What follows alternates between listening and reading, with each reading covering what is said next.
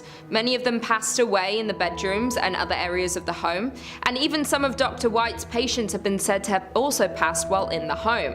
Dr. White practiced in the home for over 25 years, so it's probable but unknown how many over the years had passed in the home. In the early 2000s, the home underwent renovations and a lot of bizarre activity began. Many claim that lights would flicker on and off, footsteps would be heard stomping around on the second floor, and as time went on, the activity escalated. To this day, people reserve time to come and experience all this paranormal activity, and are encouraged to write down any experiences they had while in the home, and these accounts are posted to the Whispers Estate's official Facebook page. You can go through the page and find creepy photos people have taken that show demonic figures, ghost-like creatures, and even orbs. It's also pretty common for the guests to be scratched up by unseen fingernails or touched by an unseen hand. The estate earned the Whispers moniker after the numerous guests that experienced somebody whispering in their ear, somebody they couldn't see. Due to the amount of people who have passed at the home in its early days, it's like there are a number of different spirits that haunt the estate to this day. The Whispers Estate is known as the 4th most haunted house in the United States, but many who have visited believe it to be the most haunted house in the entire country. In at number 4 we have Rhodes Hotel. The Rhodes Hotel was established in 1893 and was named after the first owners, Clara and Newton Rhodes. The youngest child in the Rhodes family, Everett, passed in one of the second-story bedrooms after contracting tuberculosis at 18 years old. Soon after their daughter's death, Newton unfortunately died, and it's believed he had died inside of the house.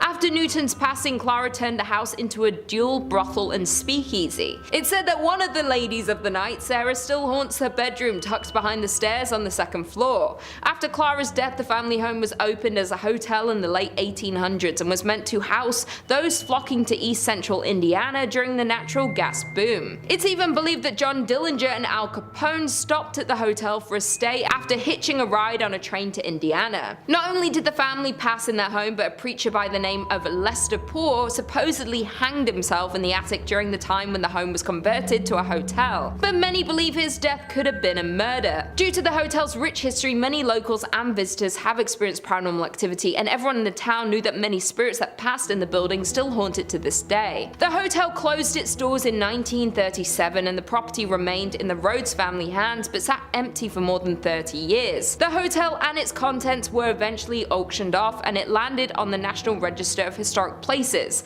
and the hotel saw 3 owners before the Haleys took it over for restoration. operation. The Rhodes Hotel was purchased by Clint and Linda Haley in 1995, and they heard rumors about the haunting of the hotel, but this didn't faze them. They were more worried about the work they'd have to do to restore the home. The Haleys claim that they didn't encounter any paranormal activity, but many find that hard to believe. The hotel was up for sale again in 2017 when a man by the name of Couch took it over for his charity.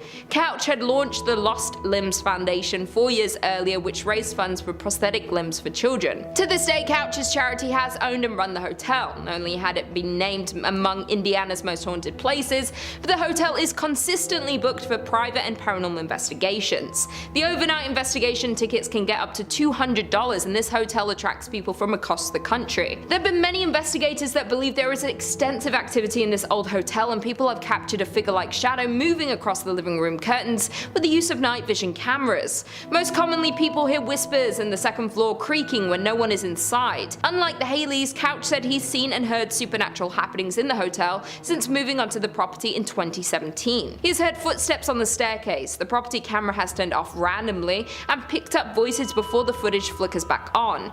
Once, while hosting an investigation, Couch said he witnessed one of many Victorian dolls left behind from a previous owner jump off of its chair. In at number 3 we have Avon Bridge. The Avon Bridge is known to be haunted by almost every local living in the area. It is a massive trip-arch railroad trestle spinning a rural road over White Lick Creek. The bridge is a fascinating landmark in Hendricks County with lots of legends and history surrounding it, some more sinister than others. There are a few historical facts about the bridge that we do know. It was built in 1906 off County Road 625, was designed by W.M. Dunn, and is still used today. Many haunted stories surround this bridge and the area surrounding it. One story claims that a mother had been walking on the tracks and fell to her death. The mother's wailing could be heard when you drive under the bridge. It's common for many locals to honk when driving under the bridge in an effort to muffle her screams. Another story is that a drunk rail worker slipped during construction and was buried alive in the wet cement. The tale is that when a train goes over the bridge, people claim to still hear his moaning. Many locals say that if you go near the bridge at night, you will hear moaning and can see a ghostly figure of a ghost, or even 2 or 3 at a time. If you're traveling near the bridge on a hot summer day, you may be witness to the ghost tears streaming down the concrete. Many people don't even refer to it as the Avon Bridge. It's often called the haunted Avon Bridge because of the number of accounts of ghost sightings and constant sounds of the moans and screams heard from the ghosts that haunt the bridge. In at number 2 we have James Allison Mansion. The James Allison Mansion was built for James Allison, and it was a dream home, done in a grand design and style that exhibited James's wealth and importance. James was an important figure in the auto and plane industry, greatly helping in the development of cars and airplanes. He founded the Presto Light Company, which produced the first efficient headlight for early automobiles, and was a founding partner in Carl Fisher's Indianapolis Motor Speedway. He also started Allison Engineering Company, which evolved and transformed into an aircraft engine make known today as the Allison division of Rolls-Royce. James purchased the 65-acre estate, and he and his wife Sarah built this glorious mansion, starting construction in 1911 and finishing in 1913. The massive home had an elevator, a billiard room, an indoor pool in the basement, a breakfast room, a library, a grand kitchen, and even pumped-in ice water. 15 years after the Allisons built their forever home, James then fell in love with his secretary, and he divorced his wife Sarah in 1928. Only a month later, James married this former employee, Lucille Musset. However, James contracted a fatal case of pneumonia and died shortly after marrying his second wife at the age of 56. In 1936, the estate went up for sale, and that same year it was bought by Sisters of St. Francis of Oldenburg. The former Allison home became a home for the college's library, administrative offices, classrooms, and sleeping quarters for the sisters. There have been many things seen and heard throughout the years since it became a college. There was a girl who had drowned in the pool in the basement, and James's untimely death in the home. Both people could be haunting this mansion to this day. It's said that people who pass through a sudden accident or a bout of illness, sometimes their spirits hang around, perhaps unaware that they have died or not wanting to accept their deaths, and this is the case for both the little girl and James. The entity of a little girl is often seen throughout the mansion. There are strange cries that are heard from the basement,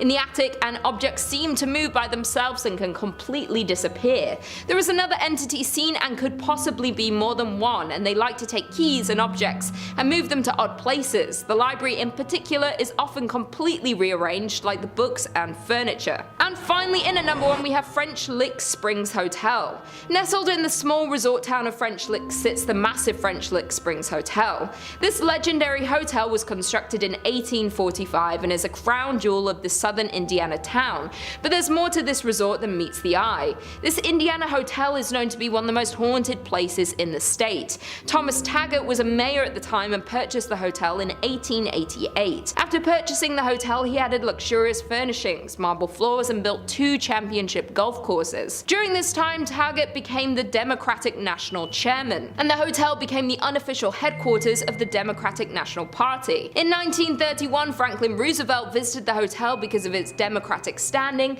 and won the presidency a mere year later.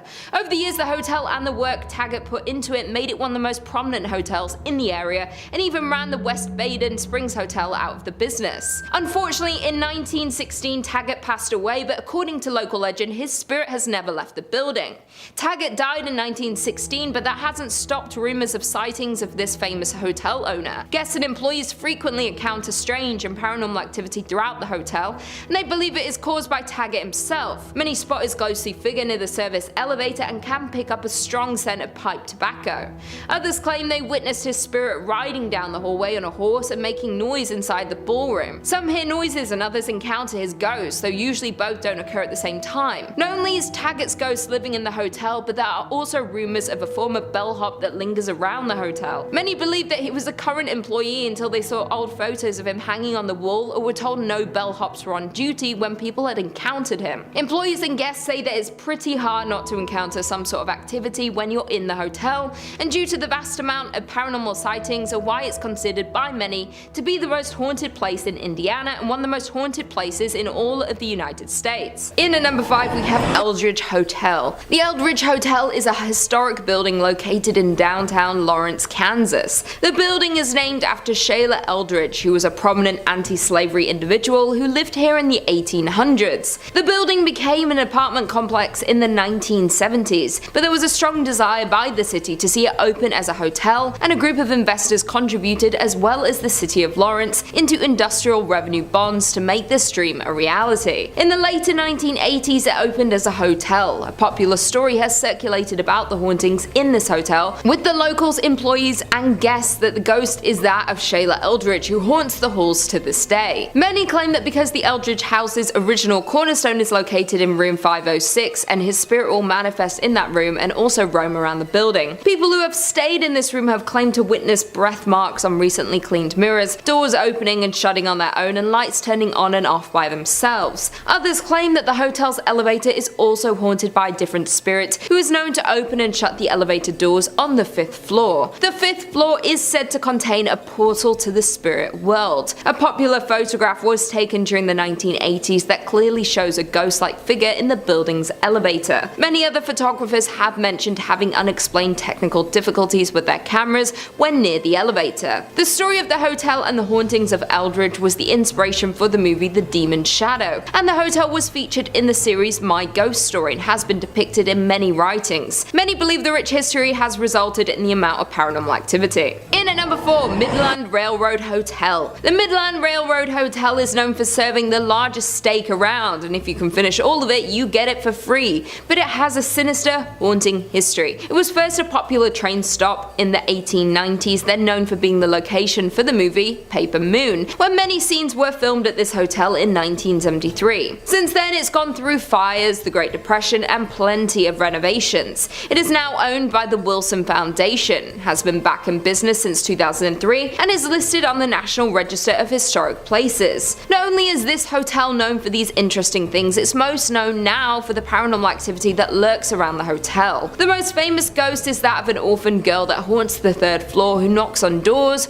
runs through the hallways, and even jumps on your bed, leaving little footprints. A ghost hunting team has experienced this spirit and have recorded sounds of the little girl. Another 3rd floor room is where a sheriff was said to have been lynched, and sometimes the door is unable to be unlocked even by the master key. Ghostly figures have been seen at the top of the stairs, and things in the kitchen have flown distances suddenly without being touched by anyone. There are also many ghostly figures that are seen on the staircases, and have left many to believe that the fire that took many lives back in 1902 are the results of some of these paranormal presences. The owner of the Midland Railroad Hotel Hotel, Melinda Merrill, says that there's not one employee who hasn't seen or felt something, and you can definitely feel a presence when you enter the hotel. In at number 3 we have Hotel Josephine. The Hotel Josephine is considered by many to be the most haunted hotel in Kansas. It was built in 1890, located in the city of Hawthorne, and is the oldest consecutive operating hotel west of the Mississippi River. The history of the hotel is rich but also very haunted. The hotel was built by A.D. Walker and was named after his daughter Josephine. When it was built, she was only 4 months old and she attended the local elementary school and graduated Kansas University. Her graduation photo is hung in the front parlor, above the antique piano, and according to the current hotel manager, Tracer Fox,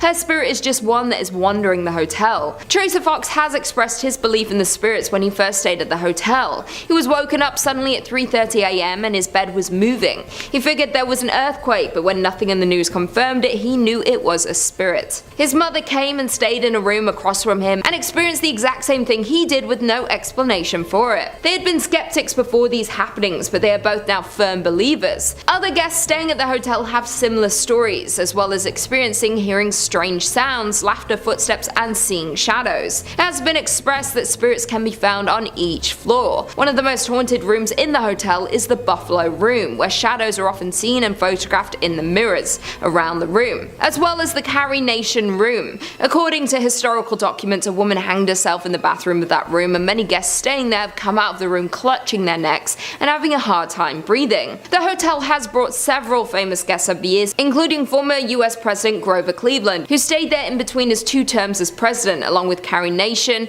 Robert Louis Stevenson, Charles Curtis, Kirstie Alley, John Sullivan, Sam Rayburn, and Harry Langdon. Due to the amount of paranormal activity and active spirits in this hotel, the hotel hosts several paranormal and haunted events throughout the year, and many ghost hunters come to Hawthorne to check out the more than century-old hotel. It's also been featured in many television shows, including Ghost Tours of Kansas and Haunted Rooms America. Coming in at number 2 we have McIntyre Villa. The McIntyre Villa is one of the unusual and historic houses built in the city of Atchison. It was built in 1889 for John McIntyre, a wealthy manufacturer of harnesses and saddles. He did a great deal of business with wagon trains plying the overland trails. John McIntyre's first wife, Alice, died in 1892. He married his second wife, Anna Conlon, a widow with 3 sons, and after John's death in 1902, Anna continued living in the home until her death in 1916. During her ownership, the house was home to many of her relatives, with lots of children as well. Around 1925, Anna's brother, Judge Charles J. Conlon, a prominent Atchison lawyer, and his family made the villa their home. In 1952, the McIntyre Villa was purchased by Miss Isabel Altus,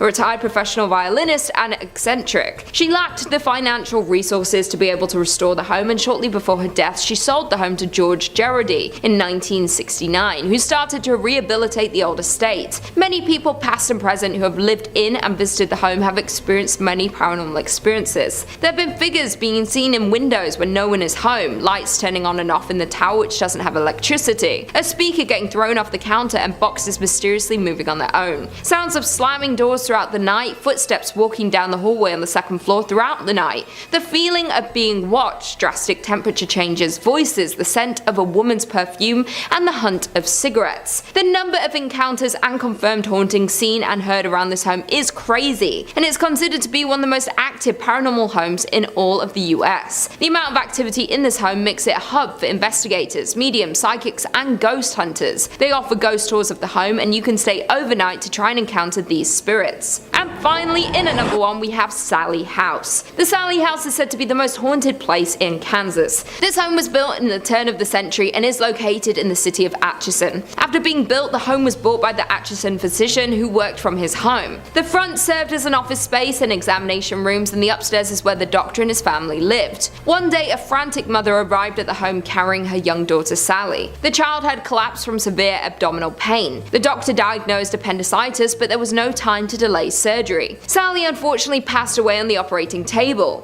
For years after, many believe Sally stayed to haunt the home, and the haunting grew infamous in 1993 when the house was rented to a young couple. It started when the couple's dog would growl at nothing and make even louder growls when near the upstairs nursery. Things began to take a violent turn when fires broke out in the house and a series of sinister attacks on the husband began. The former operating area would feel extremely cold, and objects would visibly move when the young man came close. He could feel scratches scratches on his chest and abdomen, but the ghost never attacked the wife or baby. Not only did the former residents experience the paranormal activity, but locals and other visitors of the home have experienced objects moving on their own, mysterious coldness, physical touches, video and investigative equipment that stopped working, trained guide dogs refusing to enter the nursery, and unexplained scratches or bruising on their bodies during and after their visits. Psychics have visited the home, and many have confirmed the presence of spirits in the home and have even communicated with them, and many have entered as skeptics and left believers. Due to the number of experiences in the home, it's gained a lot of media coverage from television channels including A&E, the Travel Channel, the Discovery Channel, and the Sci-Fi Channel. The home is not currently occupied but holds many guided ghost tours for both daytime and even overnight visits for the ghost lovers and paranormal investigators.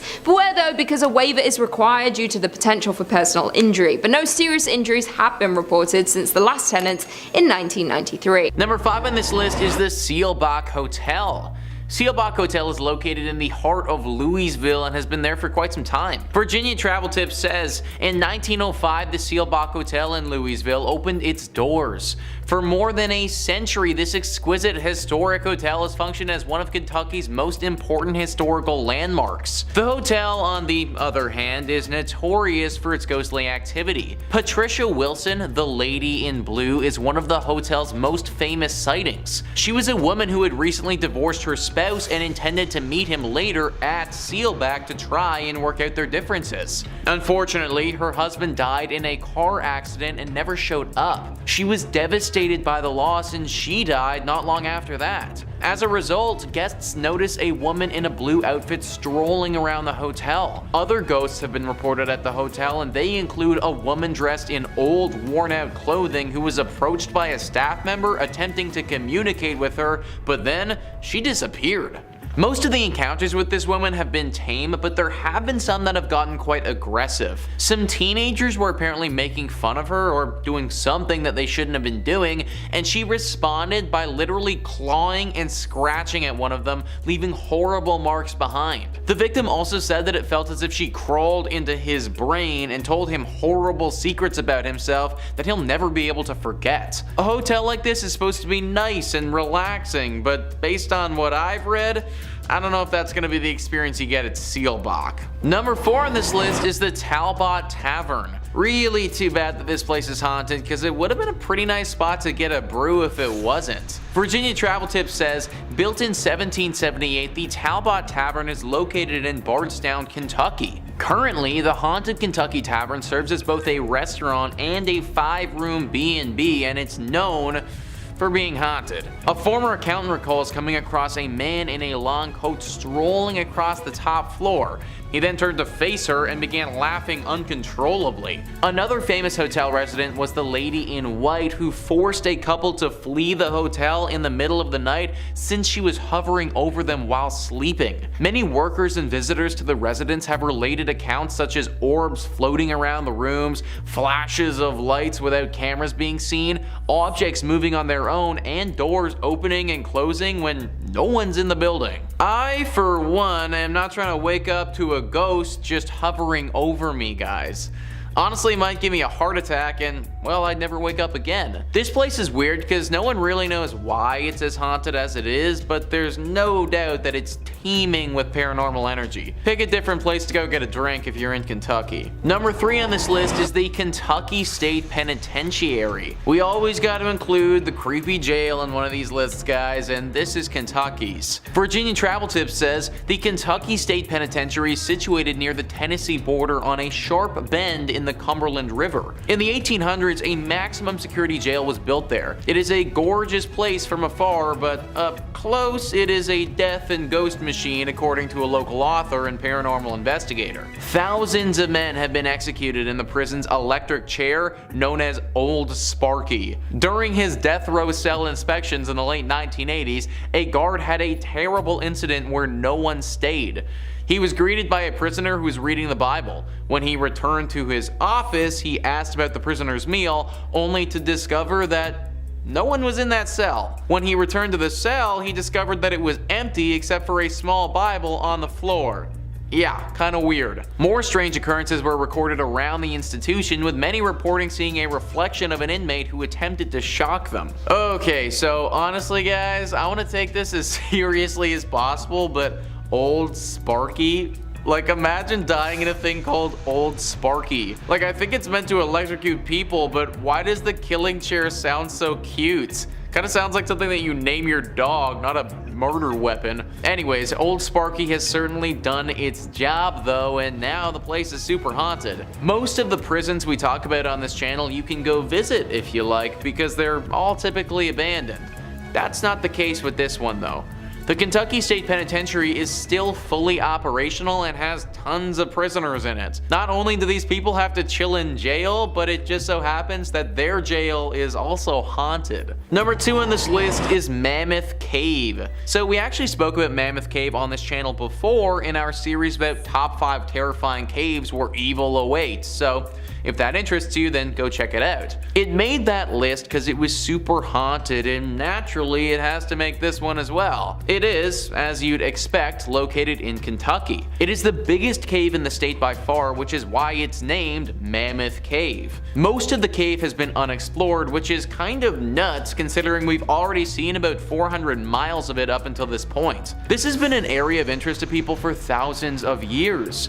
Back 4,000 years ago, it's believed that people used this cave to bury their dead. This was the first encounter this cavern saw of death, but it definitely wasn't the last. After the War of 1812, these caves were sold off and used as a place to mine salt. The workers of these mines were slaves and oftentimes were worked to death down there. After the salt had been mined, this place functioned as a spot for sick tuberculosis victims to go. Obviously, this created more death in this place and just contributed to what is a very haunted area now. Today, we get an array of ghostly apparitions popping up to people. Ghosts from all the way back 4,000 years ago have been seen, still lingering and clinging on to this cavern. People have seen the visions of slaves calling out for help and ghosts of sickly individuals as well. H.P. Lovecraft, one of the most famous fantasy horror writers, was inspired by this cave. Anything that inspired that guy is probably a spot that you want to avoid. And finally, number 1 on this list is NATA Tunnel. What is it about tunnels that's just so creepy? It feels like there are a few locations in the world that seem to attract paranormal activity, and tunnels are definitely right up there. Virginia Travel Tips says NATA Tunnel, also known as the Gateway to Red River Gorge, is located in Powell County, Kentucky. Works of a 1-lane tunnel on a 2-way road began in 1910 and concluded in 1911. Drills and dynamite were used to rip through the limestone rock during construction, and one worker died while attempting to dissolve a stick of frozen dynamite by placing it next to the fire,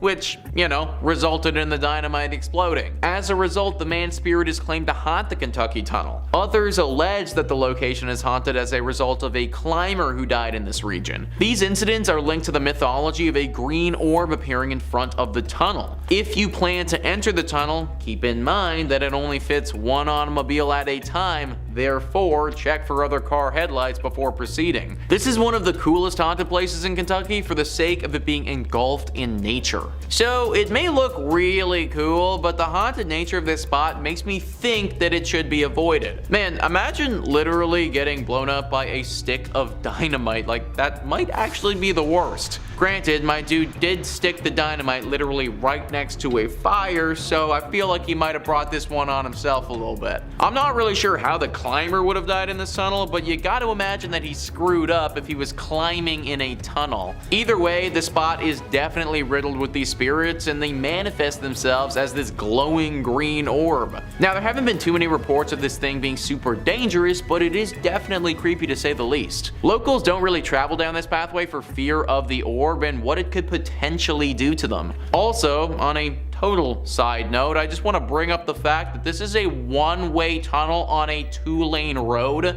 Like, how dangerous is that, guys? What if it's foggy or something and I can't see all the way down the tunnel to the other car? That is literally the dumbest road design I have ever heard of. Maybe the legend was just created by the locals because they know how dangerous this freaking tunnel is. Regardless of what it is, I recommend staying away. Coming in at number 5, we have South Manatee Island in Leland. South Manatee Island is part of an island chain in Lake Michigan that extends north to the Straits of Mackinac. The only public access is by ferry from Leland, Michigan. The island consists of a ridge of tilted layers of limestone buried under a blanket of glacial debris. 16 miles offshore from the Lilano Peninsula, featuring 300-foot sand dunes, deserted shoreline, and empty campground, it's about as terrestrially creepy as you can get in Michigan. In the 1800s, the island became a popular harbor for ships traversing the newly built Erie Canal into the Great Lakes and on to Chicago. One local legend surrounds a ship full of passengers stricken with cholera stopped at South Manatee, where sailors buried their victims in a mass grave, some of them still alive at the time. Soon after this incident, the first appearance of ghosts and hauntings began. The mass grave is believed to be near the old cemetery just north of the Bay campground. This is also near where the old dock used to be located. Additionally, the passage between mainland Michigan and Manatee is one of the deadliest sections of Lake Michigan. This is due to a sudden weather change, creating a navigational hazard, causing over 50 known shipwrecks. Traffic was quite busy here during the late 1800s, and there were frequent accidents where ships would literally run into each other. Off the coast of the island lies the shipwreck of the SS Francisco Morazan, where rumors say a young island boy died after trying to explore on his own. There are also 2 cemeteries on the island and an ancient cedar forest where voices are said to be heard. The haunting of this island is so bad it has driven park rangers to go mad and demand to be taken off the island. One ranger even confessed to hearing voices, footsteps, and slamming of doors inside buildings that were otherwise unoccupied. Coming in at number 4, we have Masonic Temple. With over 16 floors and 1,000 rooms, this Gothic temple is one of the most striking buildings in Detroit. Furthermore, this is the largest Masonic temple in the world. According to rumors, there are hidden passageways, rooms, and staircases, so be careful as you might get lost quite quickly within the walls of this temple. The most famous urban myth associated with the temple is that of the architect George D. Mason. Legend has it that Mason went bankrupt funding the construction of the temple. He was going through financial difficulties and was very close to foreclosure. Due to this stress, George D. jumped to his death from the roof. This story will back up the fact that many reports of a ghost climbing the steps to the roof of the building as if stuck in a loop of his darkest moment. Even scarier, additionally, guards frequently find the door to the roof unlocked, even when it was just checked moments earlier. Additionally, the temple has various cold spots and doors are reported to close suddenly. One of the roof doors is said to swing open just moments after it is locked by a watchman. Many people report the feeling of being watched while inside of the building. Coming in at number 3, we have Doyle Hotel. The Doyle family has owned and operated the hotel since it opened in the 1920s. The Doyle men were and remain the business managers. However, as the current owner Jim Doherty tells it, it was the Doherty women who were the heart and soul of the business. The hotel has a colourful history. During Prohibition, it was a speakeasy, a place for backroom gambling and adult entertainment. It was also a meeting place for the Mafia and Purple Gang. Here, they worked out their differences. In 1938, the hotel was the site of one of the Michigan's most notorious murders. Isaiah Lebo, former Purple Gang attorney turned Purple Gang businessman, was murdered in the bar. He was shot by his cousin and business partner Jack Livingston and sadly passed away.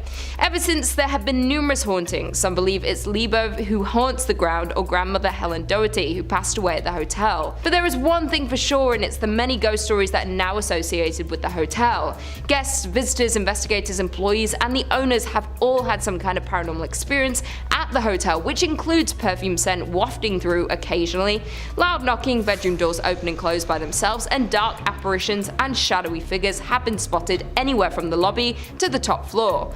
Also, the spirits of other murder victims roam the halls, lobbies, and rooms. While some can be seen, others prefer to just make noise. Coming in at number 2, we have Michigan's first state prison. Established in 1838, Michigan's first state prison remained in operation through 1934. The prison served as the nucleus for the city as it spanned some 20 acres. Over the years it relocated and at one point became the largest walled prison in the world with around 6,000 inmates. In 1952, in response to poor medical care, brutality from the guards and bad food, 2 maximum security prisoners took hold of a guard and used his keys to release other inmates. A days-long riot ensued, resulting in 9 guards being held hostage. Additionally, the riot resulted in the deaths of several inmates and guards before it was extinguished by the National Guard. The inmates fought for and won a list of 11 demands for reform. Today, the old prison has become the Armory Arts Village, a residence and studio for local artisans. Apartments are very contemporary and halls are covered with artwork. In spite of its modern renovations and freshly painted walls, though, rumors persist of its haunting. Visitors, workers and artists of the space claim some prisoners and guards still haunt their former home. Residual sounds of riots are also frequently reported due to the prison's history of such occurrences.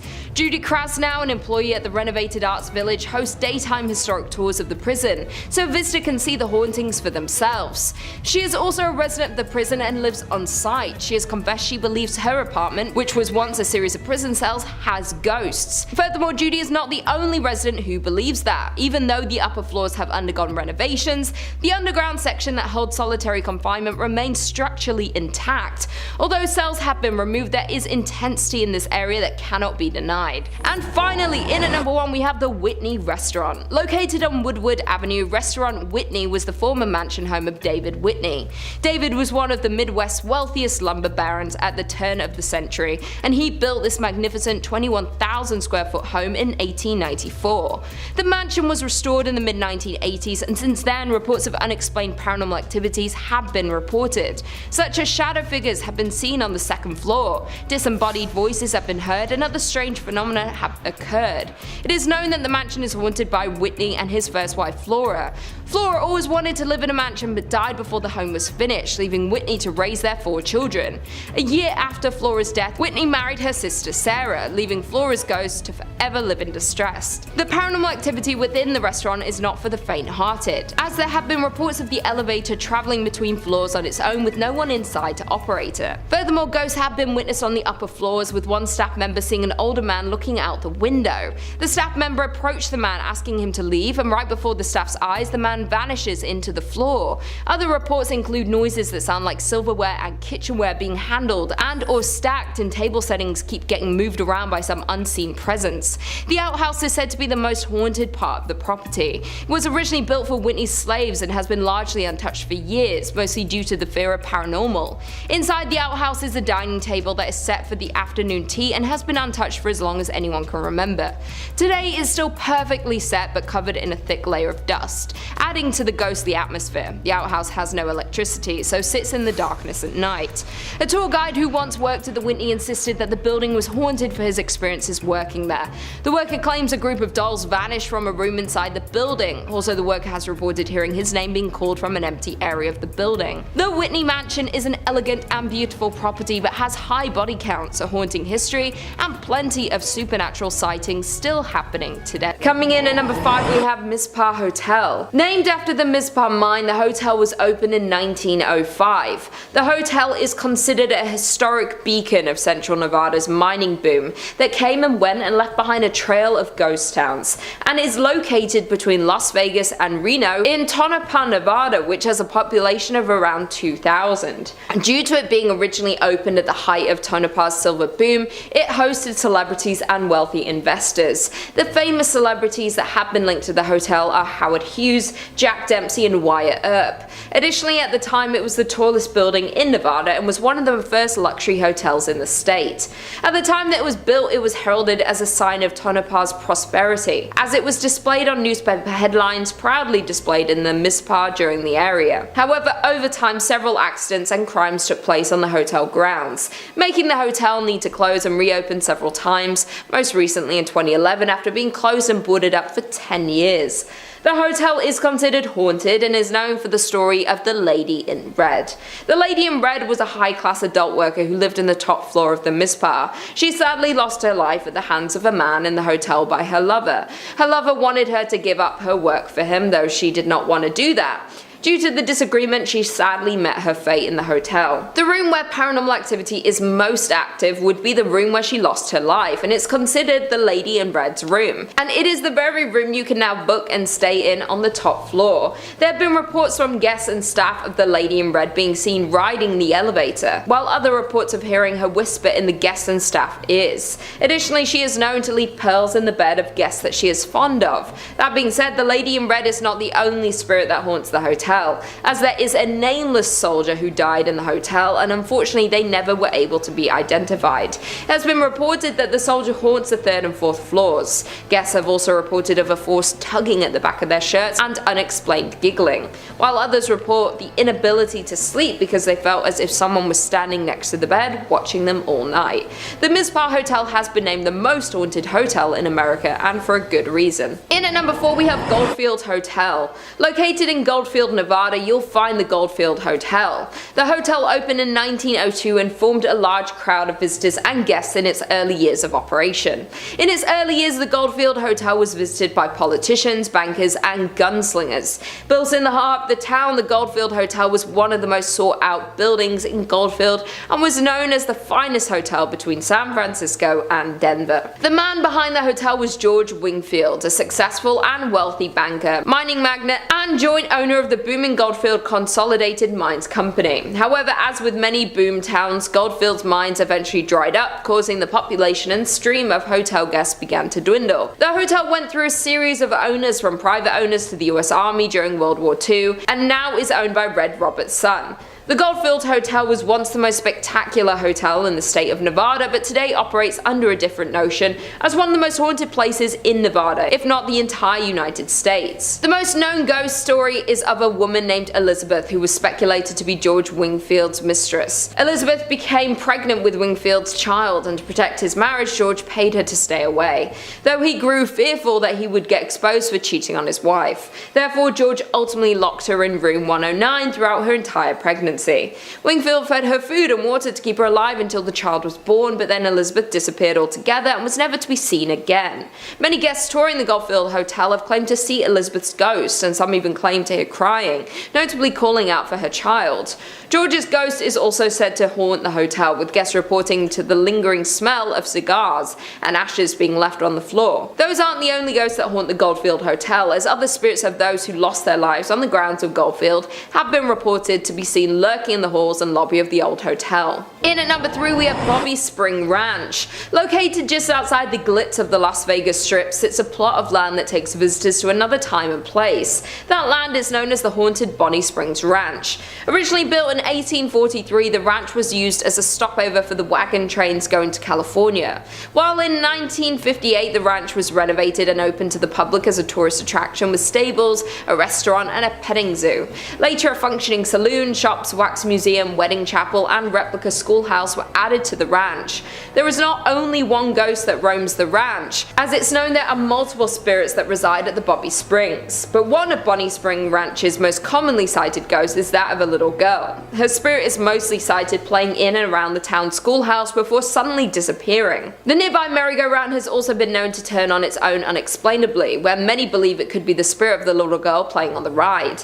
Another active area of Bonnie Springs Ranch for paranormal activity is the Wax Figure Museum. This small tunnel-like maze leads guests through a creepy history display, which literally comes to life for some. Many have claimed to witness these wax figurines move on their own and appear as though they are inhaling breath. The ranch's management even had to allegedly nail the displays down as they were moving out of position so frequently. The final and most evil of Bonnie Springs Ranch's hauntings are found within the Opera House. It is here that a darker, more negative energy is present. The spirit takes the form of a dark shadow figure that follows people through the area and has even been captured in photographs. Disturbing the EVPs have also been caught in this area. In at number 2 we have Nevada's Governor's Mansion. From the outside, the Nevada State Governor's Mansion is a grand 2-story building, while inside on the first floor you'll find the grand entry hall, the reception room, and the formal dining room. Though don't let its appearance fool you, as there are spirits haunting its grounds. The Governor's Mansion was completed in 1909, and the Governor Denver S. Dickerson was the first governor to occupy occupy the residence. His daughter June is the first and only child ever born in the governor's mansion. The mansion is said to be haunted by June and her mother Una.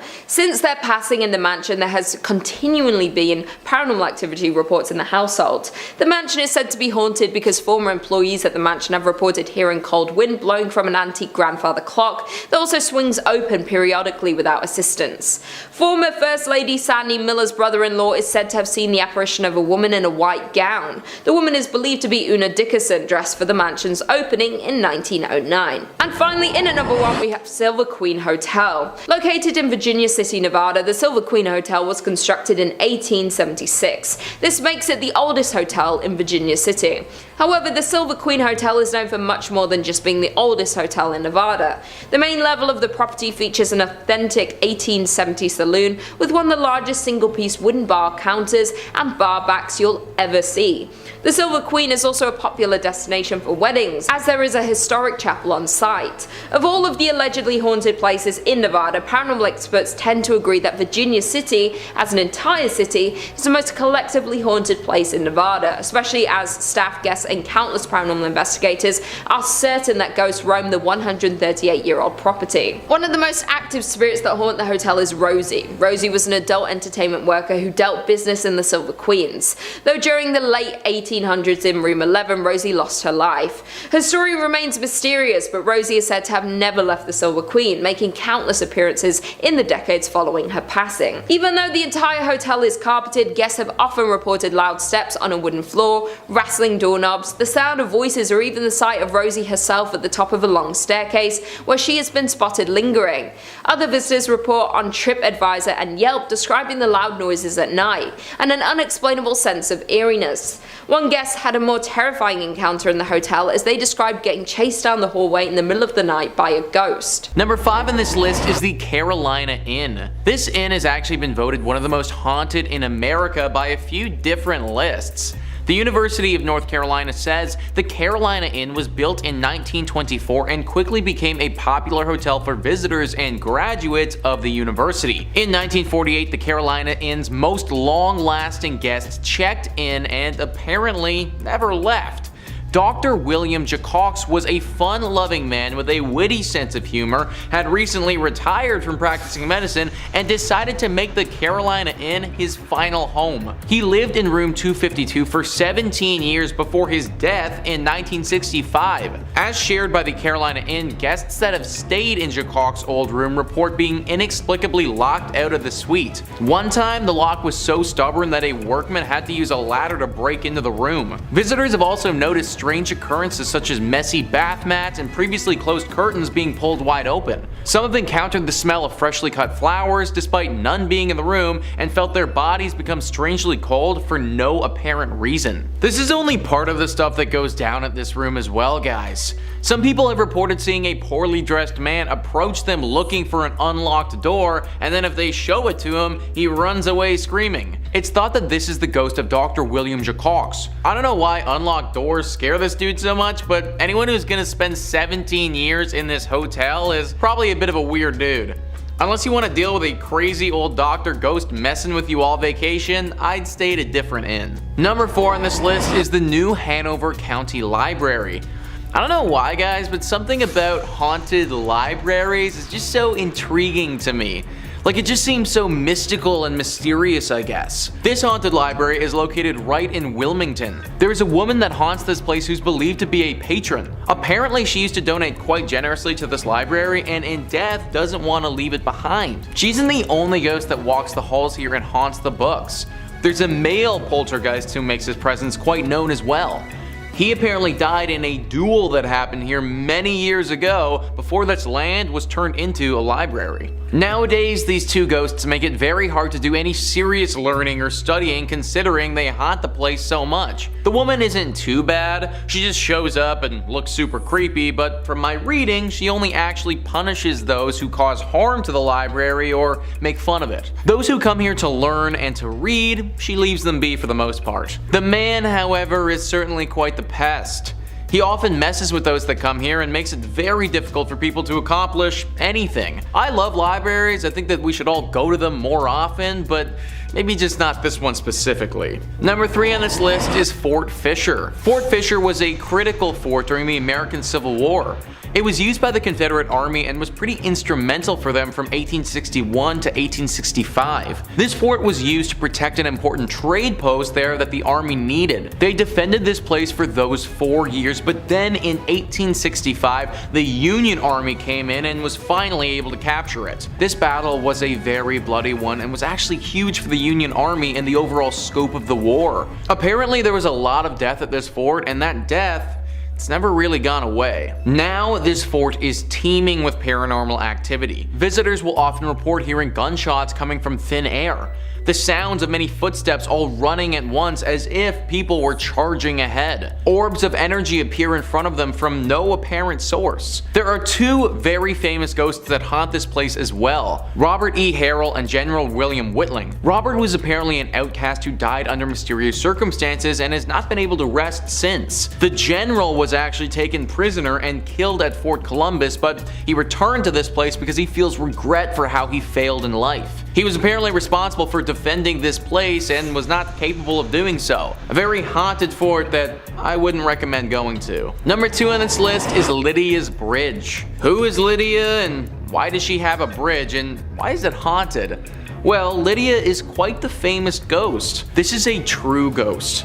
Like when you think of a ghost and a ghost story, this meets all the criteria for a good one. Spectrum Local News says people traveling between Jamestown and Greensboro on US Highway 70A said they've encountered the ghost of Lydia, a hitchhiker. If she's picked up, she gets into the car and vanishes before she reaches the requested destination. Various versions of the Lydia legend have been passed along over the years, and there are apparently 11 different versions of the story that are set in North Carolina. It's common for folks to go ghost hunting for Lydia near the bridge. In the book Looking for Lydia, historians Michael Reniger and Amy Greer cite the 1923 death of Annie C. Johnson as the real-life Lydia who died after a car flipped in 1920. That is a story with some history, man. Literally since the 1920s this has been going on, and there are 11 different versions of the story. A story like this isn't just made up. It's not just something that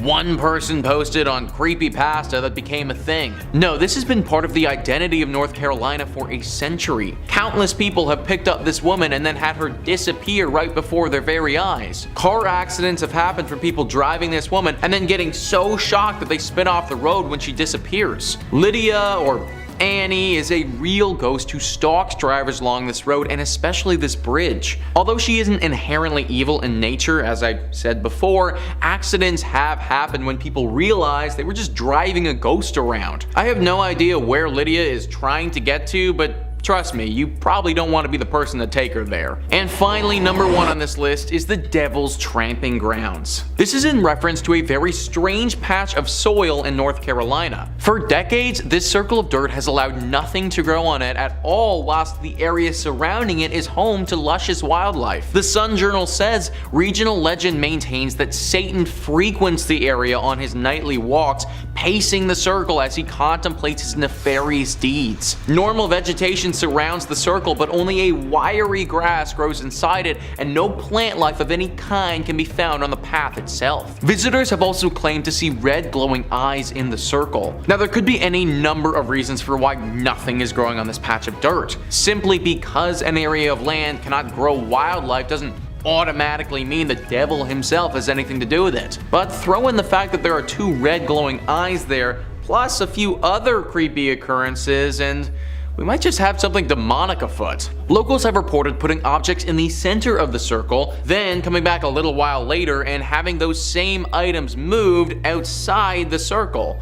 as if someone or something did this deliberately. The thinking is that this circle is a place used by the devil to dance or to perform rituals that we don't understand. Having things inside his circle of death doesn't make for a great dancing spot or sacrificial zone, so those things need to get moved. That's why we see the red eyes in the night and there's an overwhelming sensation of dread in the area. It's the devil doing his devilish things. A daring reporter actually decided to test this theory one evening and slept in the exact spot in a tent. He said that the entire evening he heard the distinct sounds of dancing footprints outside his tent, but couldn't spot anything when he looked out. My dude literally could have been like 1 foot away from the actual devil. No idea how he managed to make it through the entire night, but honestly, solid respect. Either way, this guy's story is an exception, not the norm. I'd avoid this place at all costs, cause if you don't, the devil might actually make you pay for it.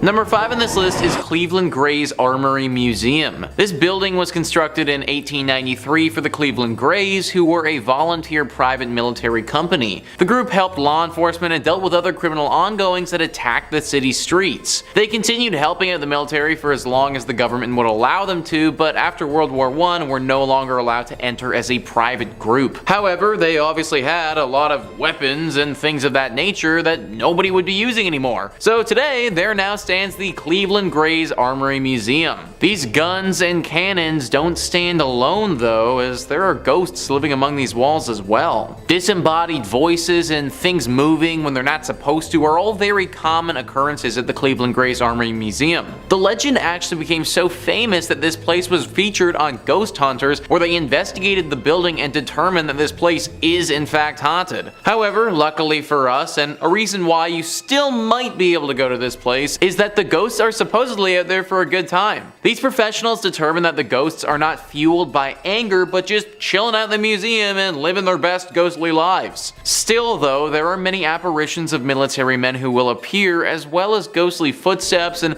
sounds that just don't make any sense at all. It's all very creepy, even if the ghosts are only out for fun. It would probably be a pretty cool place to check out, just make sure that you aren't faint of heart. Number 4 on this list is Erie Street Cemetery. This is apparently one of the spookiest places in the state and not a spot that you should want to be burying your loved ones. Only in your state writes, in 1826, this charming cemetery was established on East 9th Street, though it was known as Erie Street at the time. Before then, a community burial ground was maintained near modern-day Public Square. Expansion, of course, eventually caught up with the cemetery, and it's now right across the street from Progressive Field. This growth once threatened the cemetery's existence, as bodies were removed from the cemetery in the early 1900s to make space for the new development. This preparation was shut down when the Pioneers Memorial Association was founded, so the burial grounds remains, yet it now feels oddly out of place. Perhaps one of the most unforgettable stories is that of Jock Ossaut, also known as Walking Bear. Jock Ossaut was the proud chief of the Mesquite, a tribe that existed in Iowa. Following the conclusion of the Black Hawk War, Jock Ossaut came out east to hunt. He made the acquaintance of Dan Marble and joined his theater troupe, traveled to England, and even came into the favor of Queen Victoria. However, he fell ill and parted ways with the troupe. Legend maintains that Jock Ossaut was making his way home to his ancestral lands, anticipating his demise, but that he passed in Cleveland before he reached his intended destination. As a result, local myth maintains Jock Ossaut remains eternally restless. His local friends like Dr. Horace Ackley arranged for his burial in Erie Street Cemetery. His dismay at being unable to return home caused him to crack his stone grave marker. This ghost has been spotted so many times and haunts those who pass by here. He's even said to haunt the Cleveland Guardians baseball park, which is just across the street from this cemetery. His ghost is forever restless and just wants to get home, but I'm not sure that he ever will though. Number 3 on this list is South Bass Island Lighthouse. Located in South Bass Island on Lake Erie, this lighthouse and the island it's on is honestly rather beautiful. Super cute and super quaint, it's kind of like the place that you'd want to go for a day trip with your significant other. However, you may not want to take said significant other to the South Bass Lighthouse itself. It housed lighthouse keepers in the late 1800s. The weirdness began back in 1898 with Harry Riley, the lighthouse keeper, and his assistant Sam Anderson. Anderson was a bit of a weirdo. He was said to have captured snakes on the island and then bring them to the basement of the lighthouse, where he kept a bunch of them. Anderson apparently lost his mind though during the time that he worked at this place. Apparently there was a small epidemic and he freaked out at the prospect of having to stay in quarantine, triggering a little bit. It's thought that he took his own life by jumping off of the cliff portion of the island. Then later on, the lighthouse keeper Harry was found hopelessly mad running around the island like a lunatic. It was the two stories of these men that launched the legends of a haunting at this lighthouse. People are very scared of the lighthouse as they believe it to be haunted with some sort of demon that will make you go insane. A lovely and quaint little spot, but one that if you spend too much time at will literally have you lose your mind. Not to mention the ghosts of these two men have been spotted from time to time running around frantically, looking as if all their wits are totally gone. Number 2 on this list is Edwin Shaw Hospital. Edwin Shaw Hospital has truly seen it all, and it's no wonder that it's deeply haunted today. It initially opened in 1915 as a hospital specifically for tuberculosis. Then a few years later, a side wing opened up to care for pediatric patients. Needless to say, during these periods there was a lot of death that took place. Then in 1947, things changed drastically and became a place for abandoned children, those who lost their parents, or those who suffered. For the next few years of this place's operation, there were a decent amount of scandals that took place. Tons of reports of mistreatment of these children, with some patients even taking their own lives during this time. Eventually this became a psychiatric hospital as well, and as you can probably imagine, it saw its fair share of human rights violations and scary things. Now, this place is no more, it's completely demolished, but the area is still deeply haunted. Ohio Exploration went prior to its demolition in 2017 and saw its haunted nature firsthand. They write, "Of course, with such a rich and diverse history, it is no surprise that Edwin Shaw was said to be haunted. The spirits of not only the tuberculosis victims, there are 246 buried in the hospital cemetery, but also of those children who took their own lives and those who fell victim to ill fates were said to haunt the hospital and its grounds. Doors opened and closed by themselves, and sounds of spectral footsteps were often heard in the halls. The sounds of a meal being served in the mess hall were heard quite frequently, but upon inspection, the hall was completely empty. Ghostly humming and other odd sounds were heard in Sunshine Village, where the bulk of the paranormal activity was said to take place. Be very careful, guys, of this place in Ohio." Number 1 on this list is Moonville Tunnel. Moonville Tunnel is a deeply haunted tunnel in Ohio that locals are perpetually afraid of. Jim Reed says, according to local legend, the ghost is that of a railroad worker who was crushed by an oncoming train in the spring of 1859. The newspaper article from the MacArthur Democrat dated March 31st, 1859 reads,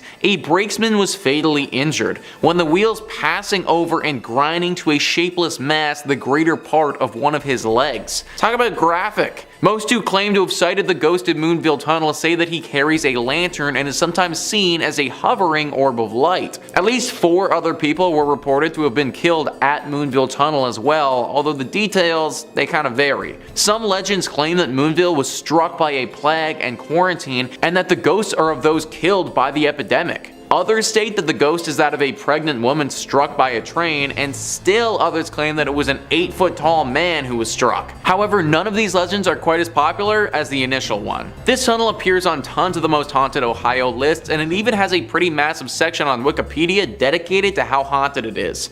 That can't be said for most other places, and just kind of leads to the legitimacy of these ghosts. On the Wikipedia page, there are also extensive stories about the Lavender Lady, the engineer, and the bully, who were all apparently characters that died due to this train many years ago. As Jim Reed mentioned earlier though, these are lesser legends, but still could have actually happened. Whatever or whoever is truly haunting this tunnel, it's clear that it probably isn't safe for us to be exploring. Avoid the Moonville Tunnel at all costs. Unless you're in a train, in that case, because considering how our ghosts became ghosts, you might actually be safe. Number 5 on this list is Woman Hollering Creek. The Woman Hollering Creek is a very scary and haunted place located very close to San Antonio.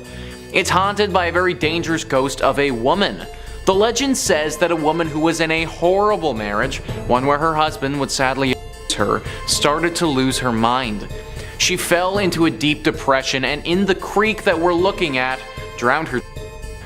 She did this right before she took her own life as well, making it one of the saddest tragedies in this region's history. Well, it seems that her spirit never actually moved on.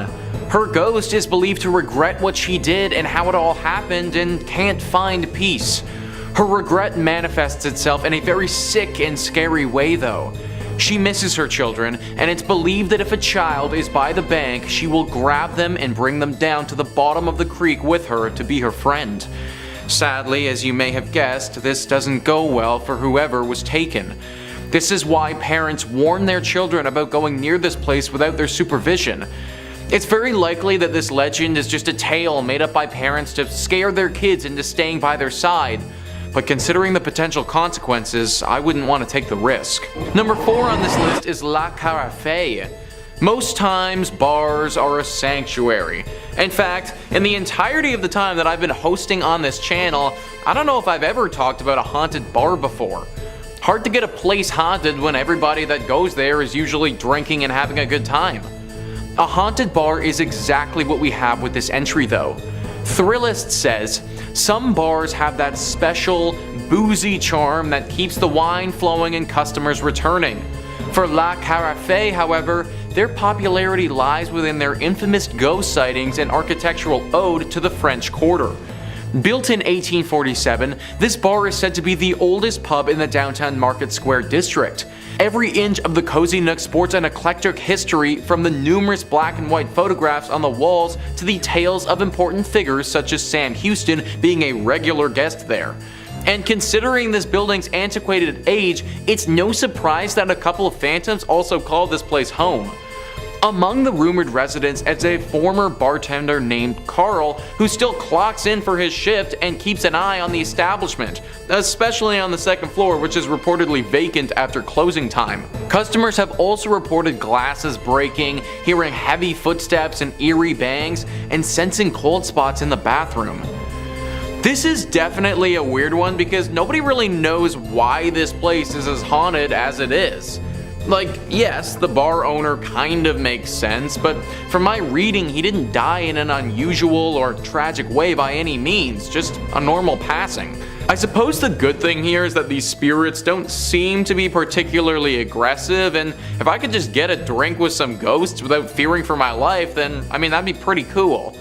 However, ghosts are unpredictable to say the least, and I'm sure that there are plenty of other bars in Houston that aren't haunted where you could grab a beer.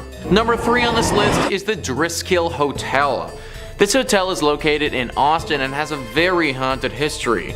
Thrillist says, you might not think the TheDriscoll is haunted based on its clean and recently renovated interior or its brief, stunning appearance on AMC's Texas-brimmed drama, The Sons, but it's loaded with plenty of stories that keep even the most adventurous guests running from these historic halls.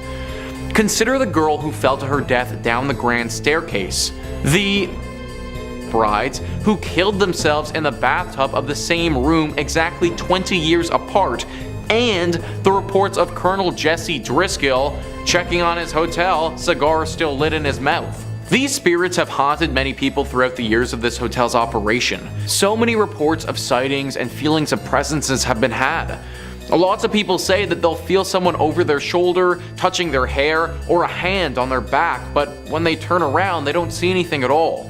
A few rooms in particular have had some stark temperature changes happen to them, so much so that people have had to request to change rooms because it got so cold.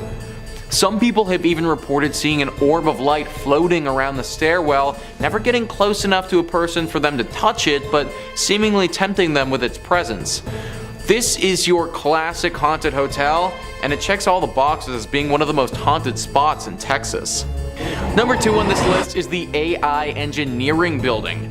Now these days when somebody says AI, you automatically think of artificial intelligence, but that's not actually what this AI stands for. It actually stands for Animal Industries. Texas Highways says in 1959, Roy Simmons, foreman of the meat locker in Texas A&M University's old Animal Industries building, was performing a bit of a routine butchery on a slab of bacon. As he was cutting toward himself, the knife slipped in his hand, stabbing his leg near the groin. The blade cut open his femoral artery. His assistant, who'd stepped out for a moment, returned to find him bleeding out on the floor. An ambulance was summoned, but in vain. Simmons died before he could be removed from the building. Sims' death was a tragic accident, but it doesn't take much for a tragic accident to take on a more ghostly cast. In the daytime, we never thought much about any ghosts or strange occurrences, says Jeffrey Saville, a Texas A&M professor who was an undergrad and grad student in the 1970s. It was the nights when we were in the meat laboratory conducting research, usually by ourselves, that one would hear strange noises or feel like you weren't alone. Over the years, Saville says, students and custodians working in the bowels of the building have reported invisible footsteps, strange noises, and objects scattered far from their original resting spots. Saville attributes many of the stories to the natural spookiness of an old building and noisy machinery such as the elevator and the refrigeration compressors. A series of renovations of the building have turned the site of Sims' accident into an office space. Whether or not Sims' ghost roams the hallways, Saville says, one thing keeping his memory alive is the lesson offered by his death. It became a precautionary tale each semester as we visited with students about safety and meat cutting. It gets their attention when you tell them that somebody lost their life because of a knife accident. And I imagine it also gets their attention when his literal ghost is haunting them as they try to learn. If you're big into animal industries, then maybe look at some other schooling options before settling in on Texas A&M. And finally, number 1 on this list is Goatman's Bridge. Now, this bridge isn't the greatest of all time like the name might suggest. In fact, it's probably one of the worst bridges of all time based on how freaking haunted it is. It was built back in 1884 and initially was used as a very popular spot to move cattle across. Over the years, a tragedy struck this bridge that has it being haunted by a dark and demonic spirit. It's a sad story where a colored goat farmer was murdered by some Klansmen on this bridge many years ago. It's believed that the demonic spirit that haunts this place now is that of this goat farmer who was horribly wronged back then. Locals around this area do not go over this bridge at nighttime unless they really have to. So many sightings have happened over the years where people will go over the bridge and be met on the other side by said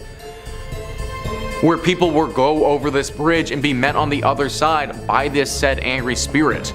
He doesn't hold back against you either and will make you pay for the sins of others.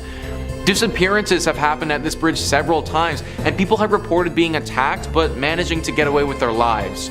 If it's nighttime, then do not go anywhere close to this bridge because it may actually be the last thing that you ever do. Coming in at number 5, Silverboat Inn Bed and Breakfast. The Silverboat Bed and Breakfast is located in Juneau, which is the capital city of Alaska. The inn is more famously known for its bakery that was founded in 1898 by the original owner Gus Messerschmitt. This is the oldest bakery in Alaska and some say it is the best. Although people travel from far to taste the treats and the bakers, there are reports of paranormal activity in the inn above. The original owner and founder of the inn reportedly still haunts the premises. The story goes that the owner loved his bakery and inn. He spent his whole life dedicated to creating the finest bakery. From the day it was built, he spent all of his time here. He loved welcoming the customers and ensuring everyone enjoyed their stay. Inevitably, having spent all of his time at the inn, he was here when he passed away in 1938. He was so dedicated in life, it seems his soul was tethered to the place in death. Since he passed away, guests of the bakery and inn have reported a lot of paranormal activity. The most commonly reported sighting is of Gus opening his shop early in the morning. People have seen a figure matching his description walking around the halls as he once did to prepare for his day. This is not the only thing that guests have noticed. Some people have reported knocking on their bathroom door. When they go to investigate who it is, there is no one there, but they have a feeling of being watched. Many believe this is Gus checking up on the guests. He also wanted to ensure everyone staying there was happy, and people believe this is a sign that he's still checking in on the guests today. Coming in at number 4, the Hotel Captain Cook. The Hotel Captain Cook, located in Anchorage, is notorious for its paranormal spirit, which has been nicknamed the White Lady. People often take ghost tours of the hotel hopeful of a chance to meet this famous spirit. Although the origins of the ghost are mostly unknown, from her behavior it appears she passed away in the women's bathroom,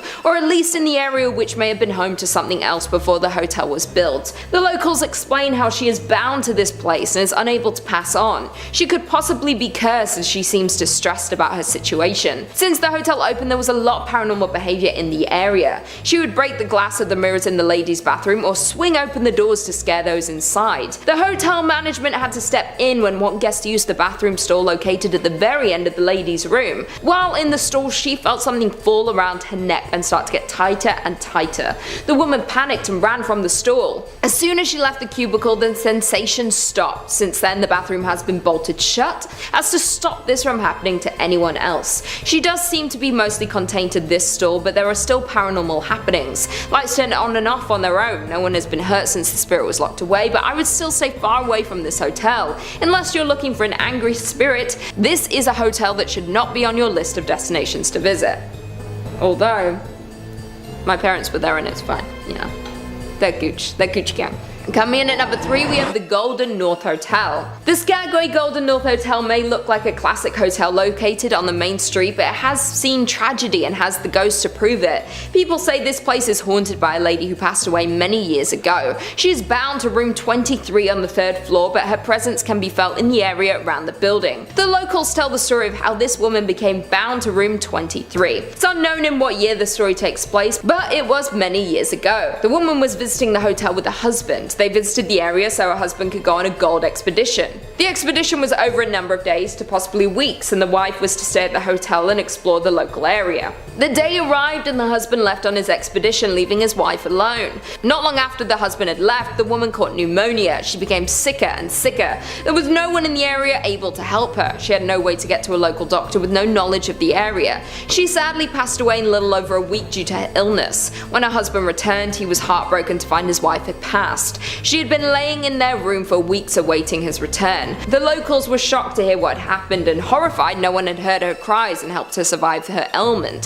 Since then, she has been bound to the room. Other guests have heard sounds coming from the room which remains empty. The spirit can be heard coughing or choking. Some have said they saw her from the window of the hotel when walking around the area late at night. Some have even heard her cries for her husband. When anyone tries to investigate the room, they just find it empty and cold. The cold of the room takes over you as soon as you open the door. You can feel you are in the presence of a spirit and are overcome with sadness. Coming in at number 2, we have Independence Mine. The Independence Mine, now known as the Independence Mine State Historic Park, is the site of a former gold mining operation. It is located in Palmer, Alaska. The mining history in the area dates back to at least 1897. The mining town now sits abandoned. The operations were temporarily halted in 1950 with the plan to eventually resume operations. They were never able to resume the operations. This resulted in a well-preserved collection of mining equipment and buildings. Although weather has taken its toll, many of the buildings still stand today. As we know, with many mines, there are often accidents due to the dangerous nature of the work. Parts of the mine would often collapse. The mine is now a big tourist site as a look into the life and work of miners in 1897.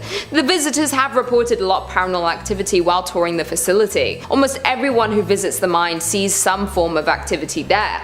There are many apparitions that appear. They walk around the mine as if they were doing their usual day's work. Some have even seen cigar smoke coming from certain locations. You can smell and see the smoke, but there are no cigars in the area that could be making the smoke. Tour guides have noted that they often have the feeling of being followed. They can feel themselves being watched each time they tour the facility. Some have even found footprints that don't belong to them or anyone in their group. Although there is a lot of paranormal activity in the area, tourists still come to see the remains of the mining town. The ghosts seem to be well intended. They may merely be echoes through time of the souls who passed here. As far as we know, there have not been any visitors who have been hurt during their visit. I would still be wary of visiting here though. Finally, in at number 1, we have At the White House. At the White House was built in 1902 and is now on the National Historic Register due to how long it has been standing in the community. It has had many issues since it was built. It was originally built as a hospital, then it was used as a daycare center, and today is used as a hotel. Any building that was used as a historic hospital has seen a lot of tragic passings. When the building was used as a daycare center, there was a tragic fire. The building caught fire in the 1980s. It was fully restored following this. During the fire, the young woman who owned and ran the daycare was trapped inside. After ensuring all of the children were safe, she became trapped and unfortunately perished. Since the fire, her apparition has appeared around the home. Most guests believe her to be a kind spirit, but she does bring on the feeling of dread and terror when she is in your presence. Guests at the hotel have claimed to be startled awake by the young woman standing at the foot of the bed.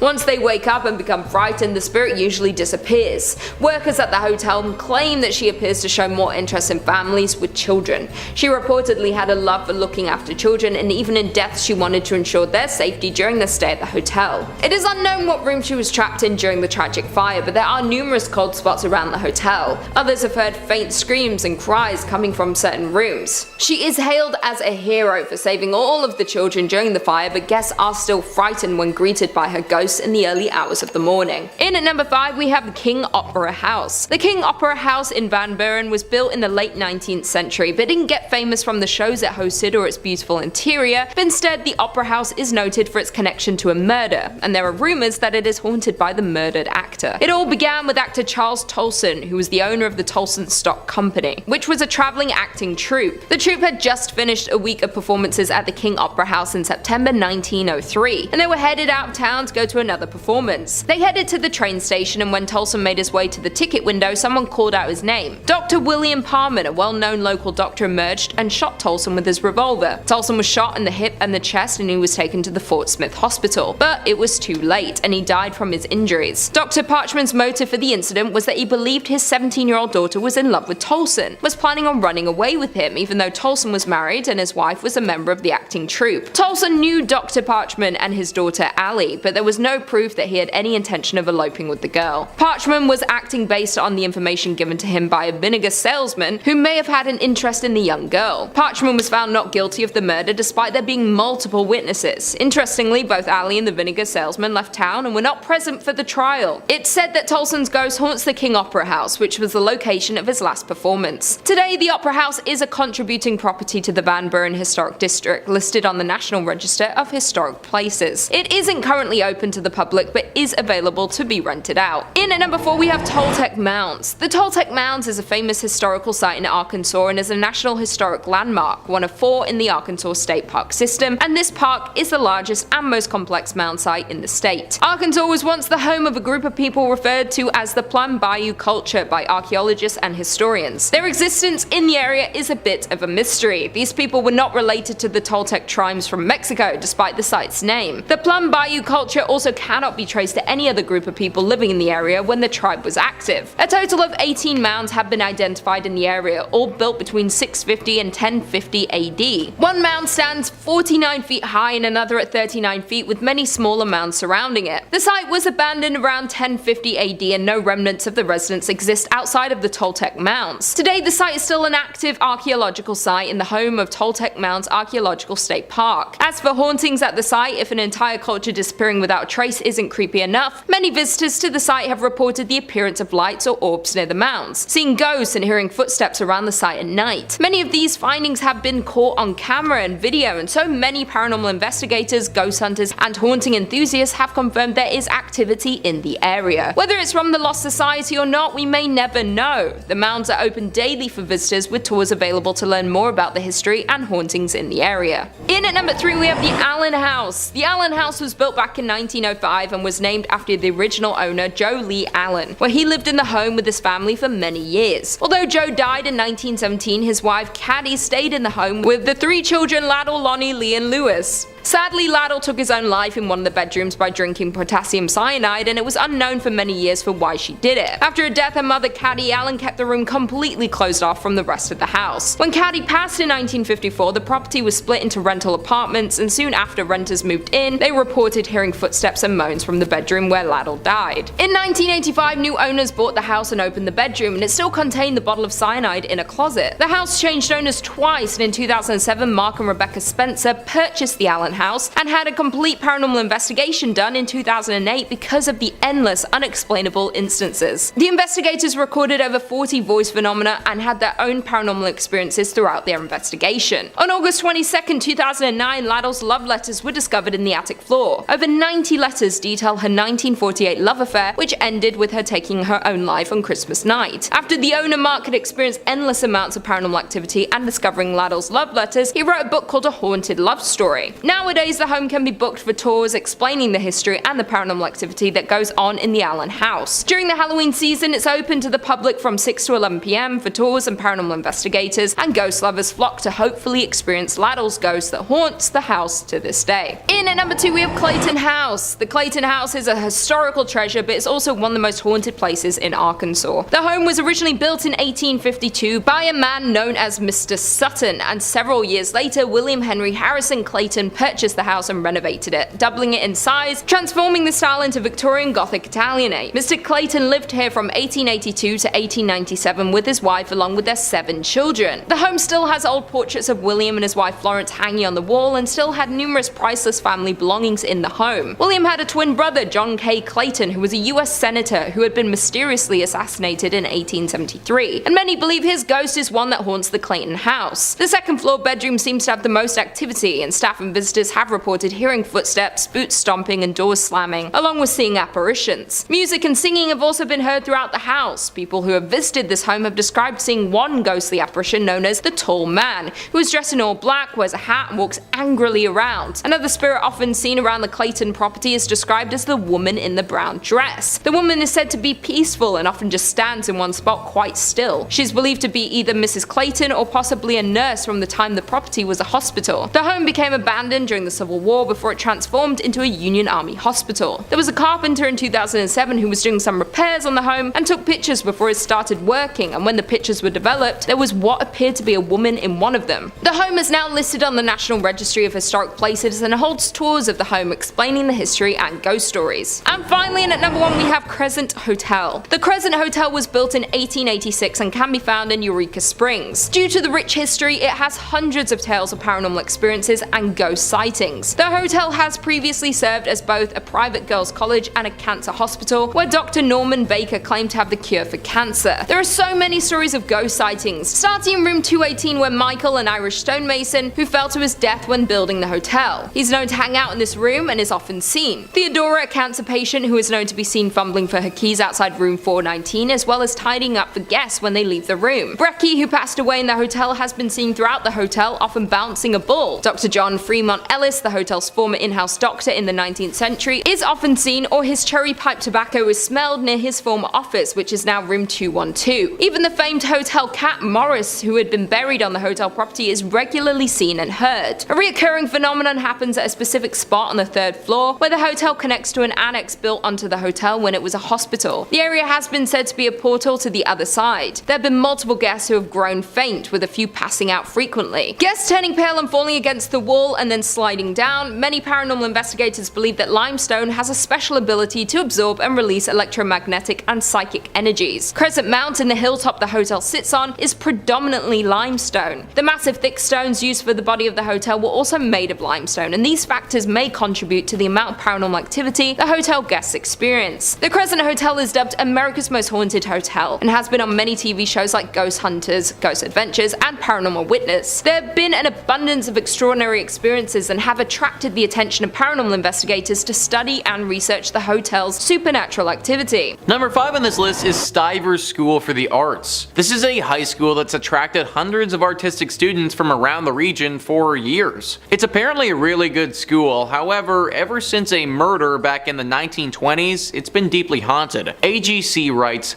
according to the online magazine Dayton Most Metro, a teacher named Mary Tyler was found dead in the pool with a locket in one hand and a broken pointer in the other. The teacher was reportedly involved with a senior student at the time of her death. He disappeared after her body was found and was never seen again. Officials believe the unnamed student tore his picture out of the teacher's locket so nobody would suspect him, according to the writer Julian Heisler. The school eventually covered over the pool, building a classroom on top of it. A trap door still leads down into the pool, which is used for storage now, Heisler said, but it seems Mary Tyler never left.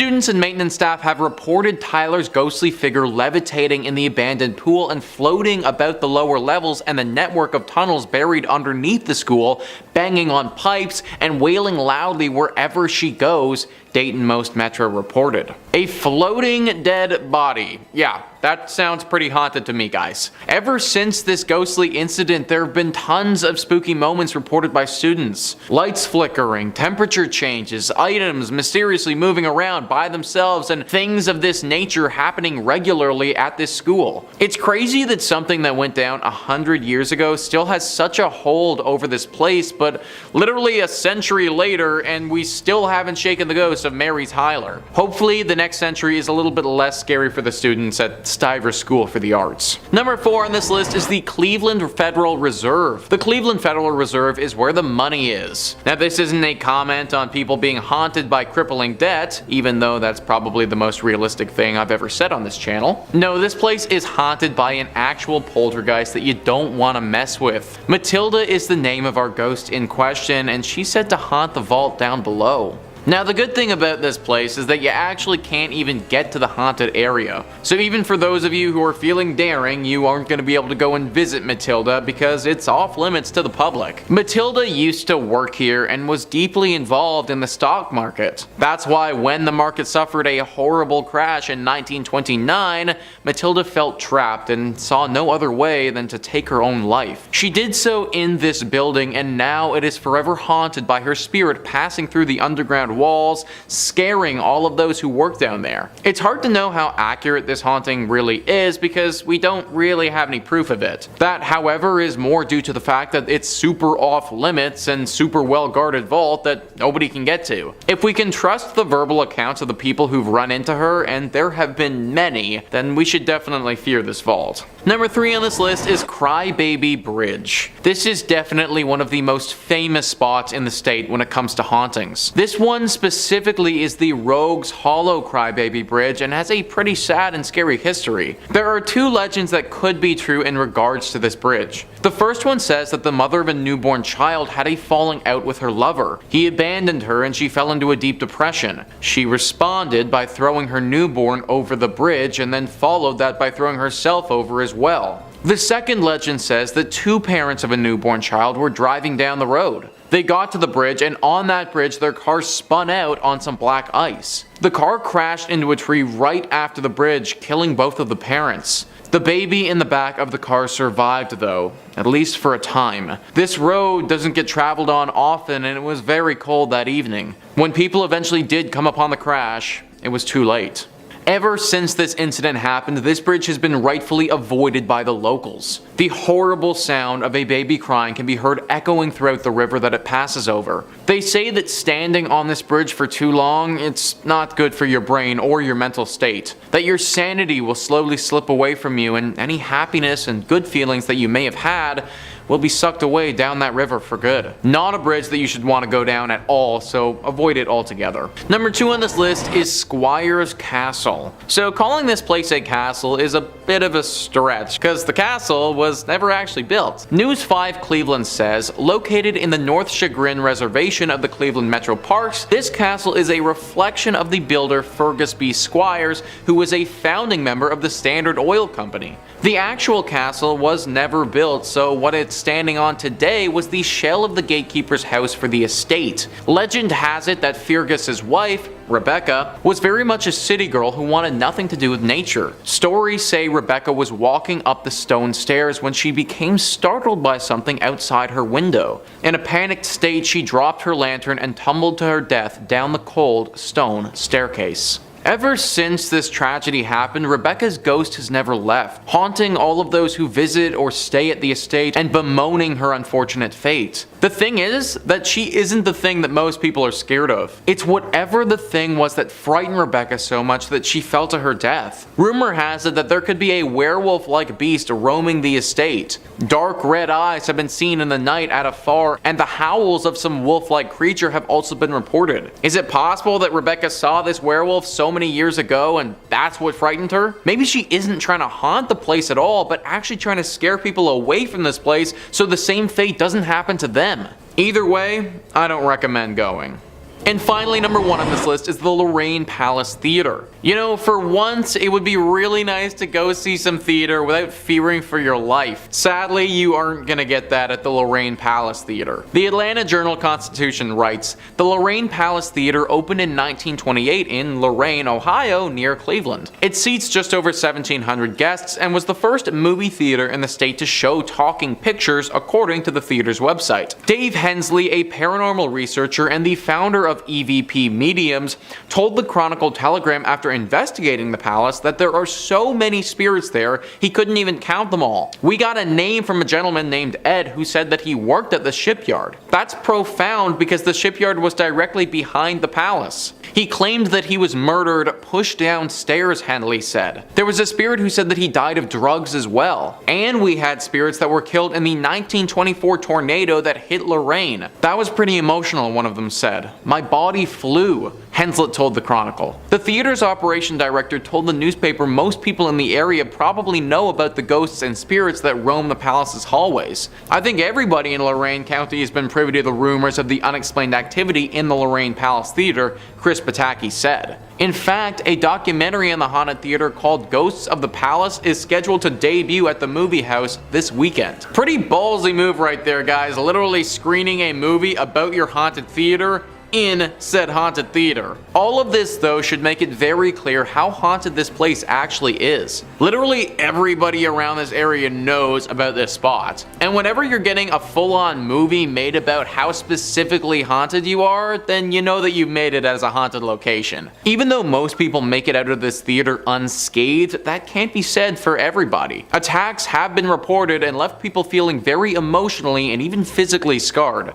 Netflix is a thing for a reason now, guys. Let's use it. Number 5 on this list is the House of Wills, a historic mansion with a deep history and an even deeper haunting. The Atlanta Journal-Constitution says it was built in 1898 by the Germania Tavernian Social Club, according to the website of the current owner, Cleveland artist Eric Freeman. By 1912, it was turned into the hospital for immigrants, and by 1920, it housed the Cleveland Hebrew Institute until 1938. Prominent African-American entrepreneur and businessman John Walker Wills bought the property in 1942 to use as the location for his second funeral parlor. Wills died in the home in 1971 and his family sold it in 2005. The home fell into disrepair until Freeman bought it in 2010 and started the challenging work of restoring and renovating the property. Freeman said on his website that Wills is believed to be one of the many ghosts that haunt the house, and on his Facebook page he posted a scary electronic voice phenomena, or EVP, recording from the house of what sounds like dozens of spirits from beyond trying to be heard by the living. There have actually been some famous paranormal investigators that have looked into this mansion before, and they all came to the same conclusion.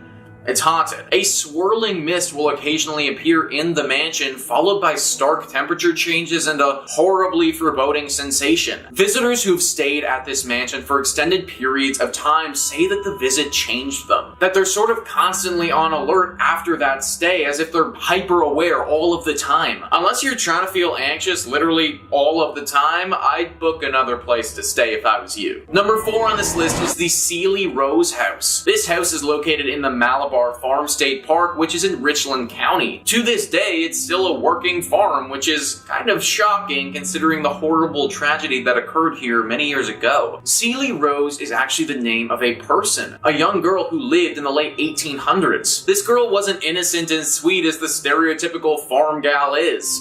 She was evil. There used to be a neighbor house right nearby the Sealy Rose house, and in that home lived a young boy around the same age as Sealy. Sealy developed quite the crush on him and wanted to marry him. It seemed that he liked her as well, and he wanted to do the same. This was all fine and good, except her family wouldn't allow it. Sealy's family forbid her from marrying this boy, and this was what caused her to do what she did next. Sealy wouldn't accept this answer and took it on herself to get rid of the problem, her family. She poisoned them. Every single one of them. She did it by soaking flypaper in water and then secretly pouring the arsenic-laced water over the cottage cheese she served them, according to Ohio State Park News. They all died soon afterwards except for her. This was soon found out by the authorities, and Seeley, being as young as she was, wasn't sent to jail, but she was put into a mental institute. She was there until she died many years later. This home is supposedly still haunted by her and the ghost of her dead family, though. Scratches and eerie cracks are heard throughout all the time. Many people have reported being attacked while they're here as well. Avoid this home at all costs if you find yourself in Ohio. Number 3 on this list is the Franklin Castle. This house is actually called the Tiedemann House, but over the years and from the history it has, it's been nicknamed the Franklin Castle. News 5 Cleveland says, known as the Franklin Castle, this Victorian-style stone house has been a witness to history and withstood the development of the West Side. This stone castle carries an American Horror Story type history along with it. The house was built between 1881 and 1883 by a German immigrant, Hans Tiedemann. At the turn of the 19th century, Franklin Boulevard was one of the most upscale residential avenues in Cleveland. Franklin Castle was sold in 1896, just 1 year after his wife Louise died. In the century that followed, the house saw many new owners and new uses. Rumors began to circulate around 1986 that the house was haunted by the ghosts of Mrs. Tiedemann and her daughter Emma, who died before the house was even built. So this one is kind of strange because it doesn't seem like anything terrible happened to these two ladies in their death, or at least nothing that I could find. Most times when a spirit haunts a place, it's because they died in a fashion that was very unnatural. That wasn't the case here, and yet they still haunt the castle. It's a nice home to look at from the outside, but definitely not a place that you should be going into. Avoid it altogether. Number 2 on this list is the Gore Orphanage. Anything that is named the Gore Orphanage is bound to be haunted, and this is no exception. News 5 Cleveland says it's claimed to be one of the most haunted places in Ohio. Located in the countryside of Vermilion, a fire engulfed an old orphanage, burning dozens of people alive, according to long-told tales. For over a century, visitors to the Gore Orphanage have reported strange experiences of glowing lights, chilling cries, and apparitions. Light of Hope was the actual name of the orphanage and was established by Johann Sprunger and his wife Katrina. They moved to the Vermilion area after their 2 former businesses in Indiana also caught fire. Throughout the years, children told stories of abuse, neglect, and slave labor conditions. In 1909, an investigation was conducted, but because the state had no laws or regulations pertaining to orphanages, nothing could formally be done to prosecute the couple. While there's no proof that any deaths actually did occur, there's still little doubt about its reputation for being one of the most haunted areas in Ohio. So not only did this place suffer a horrible tragedy where several people passed away during a massive blaze, but prior to that even happening, there seemed to be so many human rights violations going on. I have no idea how back in the day the state wouldn't have had any laws pertaining to orphanages, but it just shows how back then these operations and children were so neglected. Because of all this tragedy and just general sadness, we have what stands today, a horribly haunted, abandoned old orphanage. Now this is on the list of places not to go, and that's because it is actually very dangerous to do so. The ghosts here are upset, and interacting with them will be a huge strain on your mind.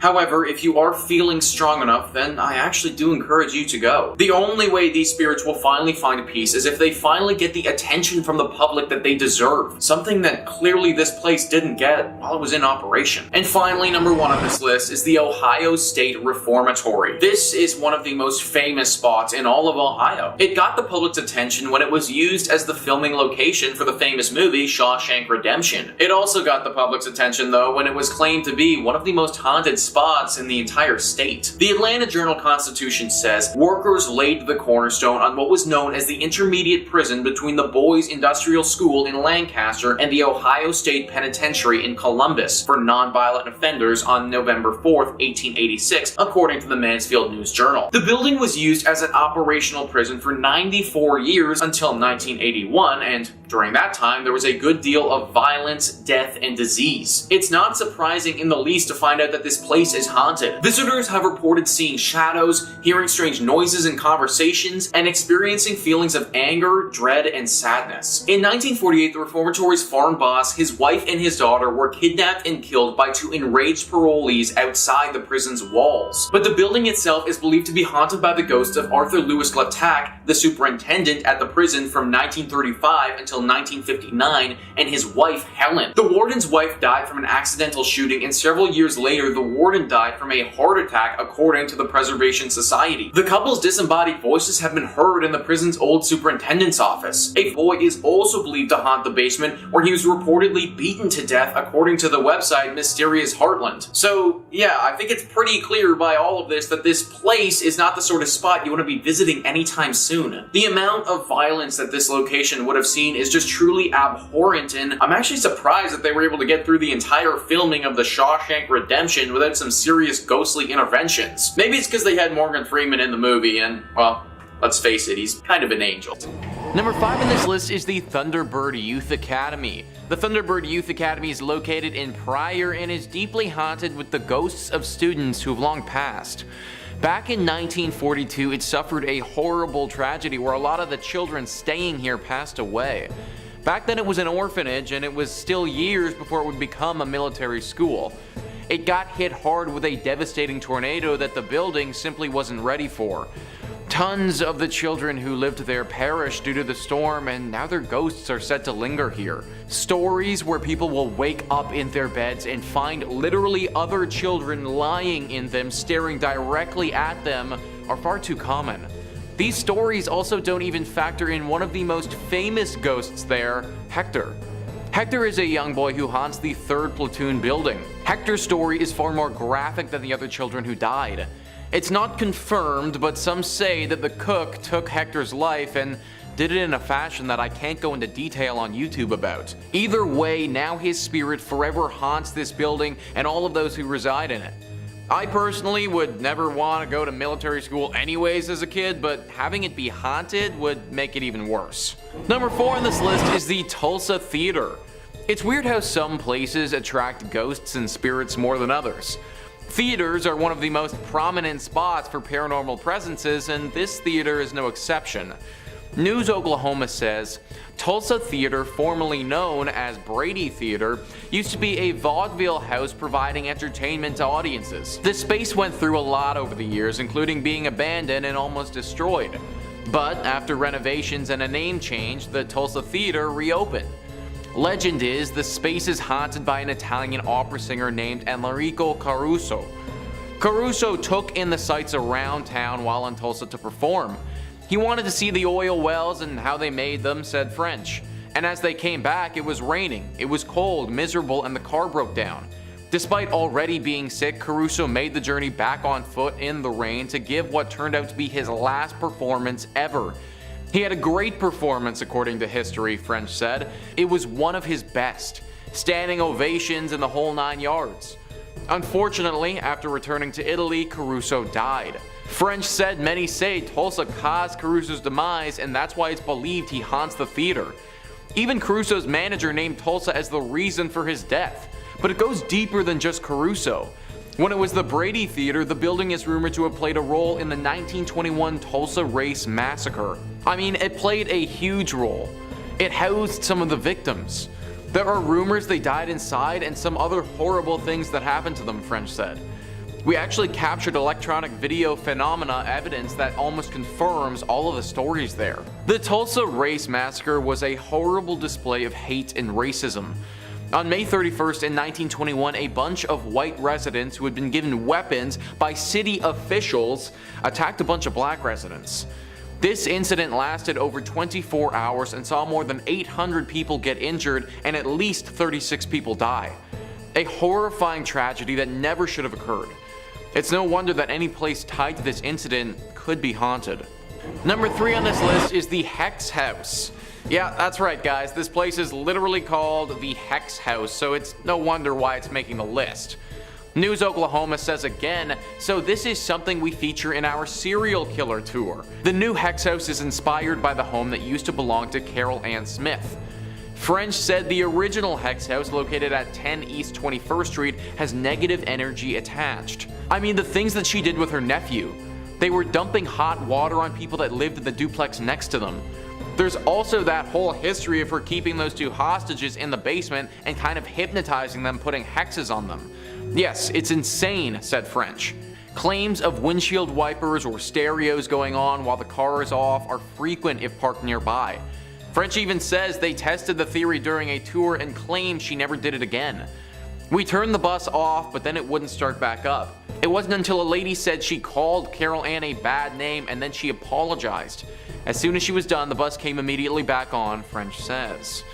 The reason this house is on the killer tour list is due to what went down in 1928, guys. John Blymier, after receiving consultation from a woman named Nellie Knoll, thought that he had been cursed by another man named Nelson Raymer. John and some of his friends broke into the home, which is the hex house, and then brutally killed Nelson. After they did this, they tried to set the house on fire, but it actually didn't burn. Since then, it's been a hotspot for ghosts, specifically that of Nelson Raymer. Number 2 on this list is the Stone Lion Inn Bed and Breakfast. This is definitely not the Airbnb you want to be booking for you and your pals for that relaxing weekend getaway you've been picturing. Travel Oklahoma says, stay at the Stone Lion Inn Bed and Breakfast in Guthrie at your own risk, as a mischievous ghost child has been seen and felt throughout the home. The spirit, said to be that of 8-year-old Irene Houghton, has been known to squeeze the toes of sleeping guests or even crawl into bed with them. The eerie tap tap tap of a child's footsteps has also been heard leading from the 2nd floor to the 3rd. According to legend, the 8,000 square foot home was where the child met her fate when a nurse her with cough syrup containing them. The family later moved on, but little Irene refused to leave. After the Houghton family moved out, the home changed into a boarding house and then a funeral home. Paranormal investigative teams have encountered several other ghosts, including a strong male entity who lingers in the basement where the morgue once was. Through the years of people staying here, there have been tons of reports of sightings and interactions with ghostly entities.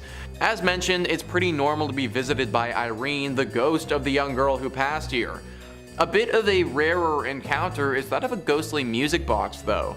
The owner, Becky, has come out and said, one of my guests just the other day came out of this room and said all night long I heard this music box. Now, it's unclear whether one of the ghosts was playing this music box or if the box just sort of started on its own, but that would definitely be enough to keep me awake if I was that guest. Pictures, videos, and voice recordings have all been captured here by paranormal investigators many times. It was first investigated by a paranormal specialist 18 years ago, and since then it's been a hotspot for all ghost hunters alike to check out. Unless you're well versed in dealings with spirits, I'd pick a different Airbnb for you and your buddies. And number 1 on this list is Guthrie's Boys Home.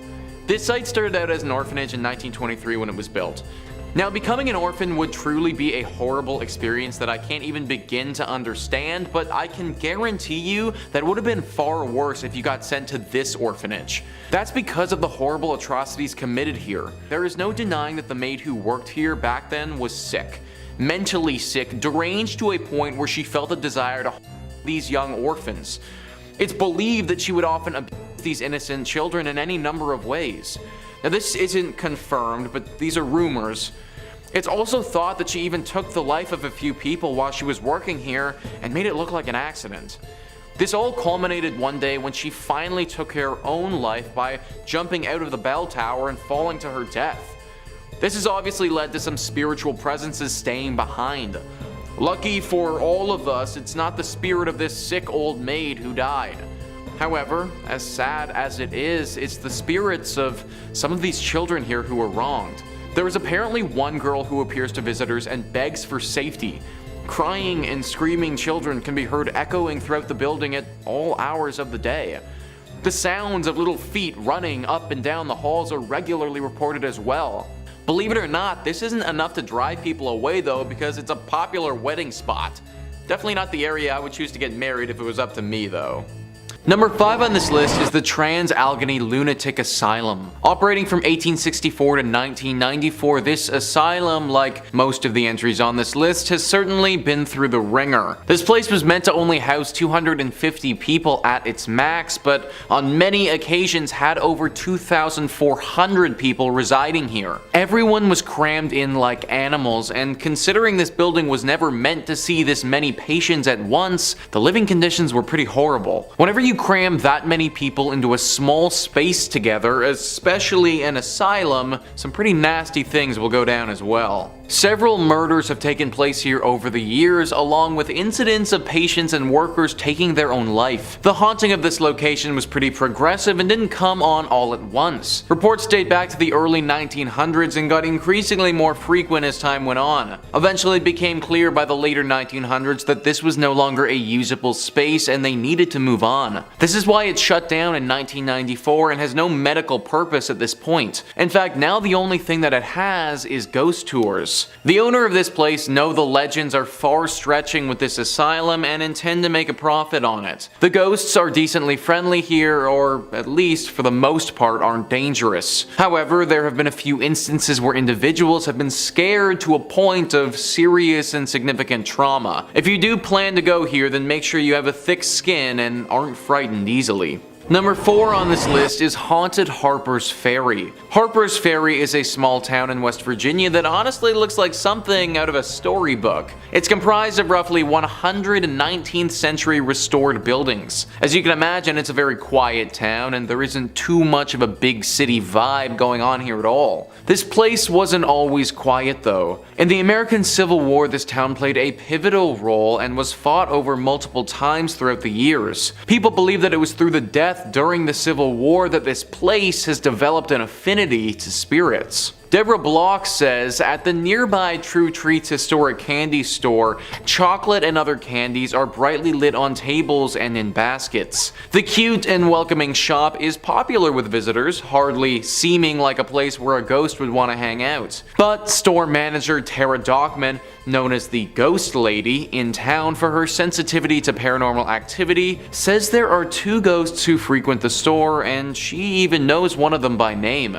The female has a white flowy gown and she goes to the top floor of the store where there are no customers, she explained. And Colby, a man, likes to show himself and usually shows a shoulder or a pants leg which you'll see walk across a room. They both like to throw candy around and slam doors on customers. Dockman said Colby is a troublemaker who may also push people. She assured me that she had spoken to him about not bothering me while I was in the shop and was hiding in a corner storage area. Tara isn't some nutbag who's the only one who sees ghosts here either. Tons of people in the town have had run-ins with them. In fact, the biggest attraction this town has to offer are the ghost tours that highlight how haunted this place truly is. Number 3 on this list is Lake Shawnee Amusement Park. The park is no longer functional, and based on all of the incidents that went down here, that's probably a good thing. It all started in the 1700s when a settler, Mitchell Clay, and the local Shawnee Native Americans fought and ended with 3 of Clay's children dying and lots of Shawnee warriors passing away as well. This was the inciting incident of the tragic movie that is Lake Shawnee Amusement Park. Also, 200 years later, in the 1920s, this land was bought and turned into an amusement park. The buyer wasn't aware of this history though and didn't realize the dark mark that had been left here by that battle so many years ago. There were a decent amount of tragic incidents that went down here while the amusement park was operational, but there are 2 that stand out as being the most stunning. The first one involved a young girl on the swings. While she was on the swings, a delivery truck, without seeing her, backed straight into her and she passed away. The second one involved someone who drowned in the swimming pool because their arm got stuck in the drain. The amusement park had seen enough and shut down in 1966. It was roughly 20 years later that they discovered the history of this place and pieced it all together, assuming that a curse must have been responsible. Locals don't dare go to this place anymore for fear of this curse. It should also be noted that the few who have stepped foot on this place again have reported run-ins with that young girl who died so many years ago. It seems that this curse won't allow her spirit to pass on, and now she wanders the area. I'm sure that there are a bunch of other amusement parks in West Virginia that are a lot more fitting and functional than this this one. Highly recommend avoiding Lake Shawnee altogether. Number 2 on this list is West Virginia Penitentiary. Would this really be a most haunted place list if we didn't throw a prison on here? Paranormal activity usually favors places that have seen a lot of tragedies and sadness, and this penitentiary has definitely had its fair share. This prison opened up in the 1860s and was active for 119 years before finally being shut down. In that time, it saw over 100 executions, countless riots where people were either severely injured or died, fires, and an insane amount of human rights violations. All of this has led to what we have now, which is just a really haunted prison. Though the prisoners are gone, they're not forgotten, and by many accounts, the ghosts of some of the 998 men who died here still roam free. There's a shadow man that has been seen and even photographed. Staff of the prison have been accosted by unseen forces. Strange noises still echo throughout the cell blocks, and something dark lurks in the bowels of the building. That was a small passage from Moundsville Haunted History who are familiar with the prison. 998 men though. That's how many different individuals are thought to potentially haunt this place. That's literally a full-on ghost army right there, guys. This place must have been horrible if that many people's souls are left wandering around this space. If I was the owner of this spot, I'd do those 998 people a favor and just knock this place to the ground. Maybe then these ghosts can finally rest. And finally, number 1 on this list is Point Pleasant. This has got to be the top spot on our list just considering the amount of lore surrounding the creature here. The Mothman. If you're watching videos on this channel, then I imagine you're already probably familiar with what this creature is, but for those who aren't, the Mothman is a humanoid creature reportedly seen in the Point Pleasant area from November 15th, 1966